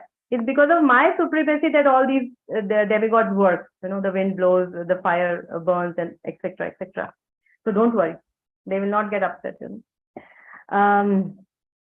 That's what is said here. Out of fear of me, the sun shines, the Lord of the clouds, Indra, sends the shower, fire burns, and so on. So 43. Translation. The yogis, equipped with transcendental knowledge and renunciation and engaged in devotional service for their eternal benefit, take shelter of my lotus feet, and since I am the Lord, they are thus eligible to enter into the kingdom of Godhead without fear. Yes, the yogis, equipped with transcendental knowledge and renunciation, engaged in devotional service for their eternal benefit, take shelter of my lotus feet, they are thus eligible. So all of these practitioners have to practice bhakti if they want to achieve success in their practices. This is the point. So all the other practitioners, Gyan Yoga, Ashtanga Yogi, whatever, even if they want some reciprocation, they have to practice bhakti at least as the part of their practice. Without bhakti, even that they will not achieve any result. So the conclusion is 44. Therefore, persons whose minds are fixed on the Lord engage in the intense practice of devotional service. That is the only means for attainment of the final perfection of life. Yes, he can get the highest benediction, highest perfection, when his mind is fixed in Lord's service. Mind can be steady only when applied firmly and engaged in the Lord's service. That's the only means for attainment of the final perfection of life. So those ends this chapter 25, and chapter 26 we continue tomorrow morning.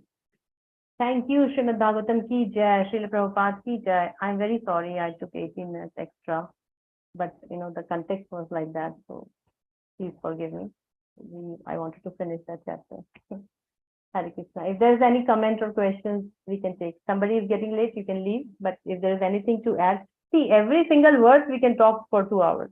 But in this 2-3 hours, we have to complete the whole chapter. So we cannot cover everything. So all the purpose, we expect that you can read yourself also, Okay.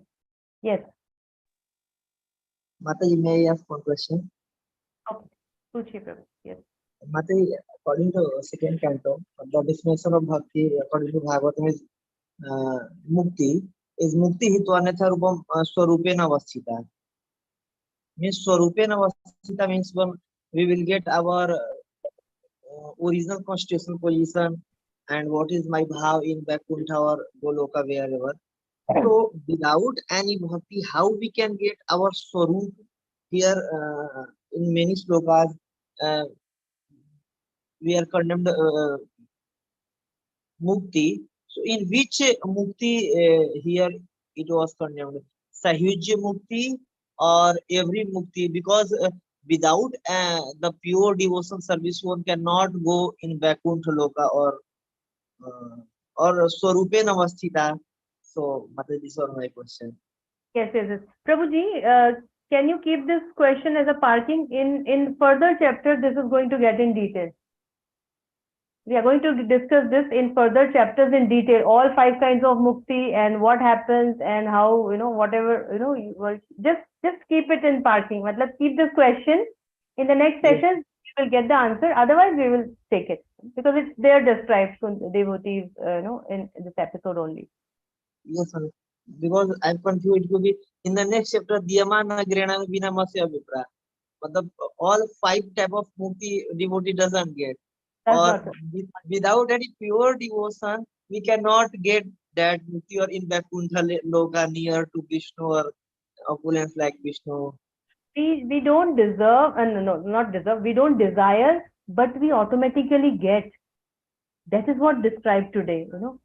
Like the food gets digested automatically. Similarly, we get liberation automatically, even if we don't desire. We are going in that path, no? So as we progress, that comes in our path. We get mukti. Byproduct of bhakti. We go ahead also. We don't desire. We don't. We are not interested. It will come in next chapters. Okay. Yeah, yeah, all 5 kinds of mukti are detailed description and everything, you know, why devotees don't want, or you know, how we get it. It will come. Yes, Rukmani, Hari Sevni Mat. Thank you so much, Mataji, for the nectarian session. Mataji, my question is also related to liberation. So I'm just telling, if you think so, that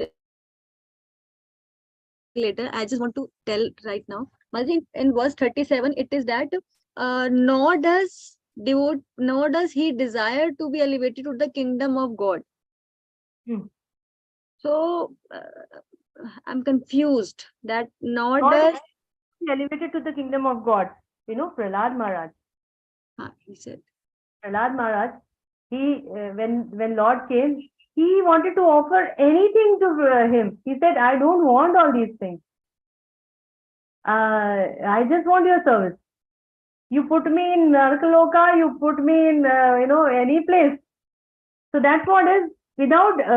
He does not desire to be elevated to the kingdom of God. Also, he says, I will stay here. As I know the real happiness one can achieve only by taking shelter of your lotus feet. So I will bring all those people in your lotus feet who does not know, who are involved in material sense gratification. You know, they are beautiful verses, prayers of Prahlad Maharaj. If you read, so he says like this. First of all, I mentioned one prayer that I'm not afraid of any place, wherever you put me, because I'm always absorbed in thoughts of your activities and pastimes. So first thing, this thing, he said that I'm not afraid of your fearful form and you know, with the position. And second thing, he said, I want to help all these conditioned souls. I'm not worried about myself, but I'm worried about these conditioned souls. And I know the real happiness is in your lotus feet. Let me all bring them unto your lotus feet. Let me serve you this way. So he does not say, I want to come to your planet, to your spiritual life. So that is a real devotee. One stage is good. Oh, I want to get out of this material world, the cycle of birth and death, and I want to come to Krishna and serve there. Higher than that is, Krishna, wherever you want to place me, I want to serve you. So therefore, a pure devotee does not desire even elevation to kingdom of God. That is also one desire, but you know, bigger than that, higher than that is your wish, Lord. So thank you so much. Bhakti is really, you know, it is so high actually. But I'm very grateful, thankful to all of you for listening patiently, giving me the opportunity to absorb. One more question. Yeah. Mataji, sorry. Mataji, you know, we read in the NOD, as you were also saying, that devotee doesn't want liberation, mukti, he just wants the bhakti. And liberation with folded hands stands at the door of the devotee that please accept me, and devotee doesn't accept. So, can you please, I'm a little confused that is there any hierarchy or something like after liberation there is a bhakti and okay. The exact question is like that you are saying that even if a devotee doesn't want, but Lord, you know, gives liberation. What does it mean? Does it mean that liberation for a devotee is to get bhakti? See, liberation of a devotee is to get bhakti. Okay, but let's understand what is liberation. What we understood from this chapter specifically. Freedom from material happiness and distress. Understanding, you know, between body and soul. Coming out of these bodily activities and coming in the platform of soul consciousness, basically. This is actual liberation. And Prabhupada has written many times that you can be liberated in this body also. There's the consciousness, that, right? Prabhupada has written many times. We can, staying in this world, be also liberated. So what is actual liberation is not really, something coming out of our body and this and going and, merging somewhere. That is also there. But in actual understanding, liberation means getting free from all these things. So that in the path of bhakti, we get that. We are getting that. Slowly, our attachments are reducing. Our taste for sense gratification is reducing. Taste for this thing. So this slowly, moving ahead in this direction. So actual mukti means coming out of all these entanglements and attachments. Consciousness, purifying our consciousness. So that is what. It's not different. Mukti is Pune ka direction hai, or bhakti is going in this direction. In the bhakti path, you automatically get liberation, which we don't want. But that's how liberation means, getting all these free from material attachments, anxieties, miseries, worries. So that is what we can understand at the moment, and many descriptions that till 12 cantos, how much we will get to know. Does it mean Brahmbhut stage, Mataji, that Krishna, as we are reading that Krishna awards bhakti, does it mean that is a Brahmabhuta stage that the person is liberated? What is Brahmabhuta stage now? Brahmbhuta Prasanatma Nashochti na. Nashochati na kankshati. He never laments or desires. Ama sarveshu bhuteshu mad bhakti lavate para. So he is seeing all the living entities same. He is not lamenting. He is not desiring. He is not hankering after something. All these stage, Brahmabhuta stage. That stage one can achieve here also, when we are completely absorbed in Krishna Katha and all our activities are pure, our intentions are pure. So then we can realize also that. So that is the mukti stage. That is, Mataji, that is mukti stage or bhakti stage?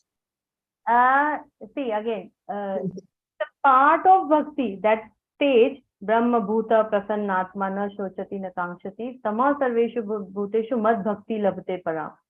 So that automatically comes. That automatically comes. No? Isilye it is said, you don't have to worry about mukti. When you are doing bhakti, mukti will automatically come. Yeah? But one point again, coming to the first point, I said that they say that with folded hands, mukti stands at the door of the devotee, but devotee doesn't accept liberation because he is after the pure, loving, devotional service of the Lord, bhakti. Exactly. So this, वो प्रभु जी का भी same question था, सायुज्य मुक्ति, सारूप्य मुक्ति, when we reach that level कि बस मेरा मुक्ति end है, वो नहीं चाहिए मुझे, मतलब यहाँ the end नहीं करना है मुझे भक्ति करना है. So that is the point. Okay. I don't want to merge. I don't want to get your loka. I don't want to get same bodily features. Sarupya, Sayuj. So ये सब आएगा detail में अभी. But that is not my end. I want to do bhakti. Therefore, I don't want that mukti and put the end to my process. So that is understanding. Yes, I got my answer, Mataji. Thank you so much. Thank you so much. Hare Krishna. Srimad Bhagavatam ki jai. Vancha kalpatarubhyascha kripasindhya patitanam pavanebhyo Shri Vaishnavebhyo namo namaha. Srila Prabhupada, Srila Gurudev ki jai. Hare Krishna.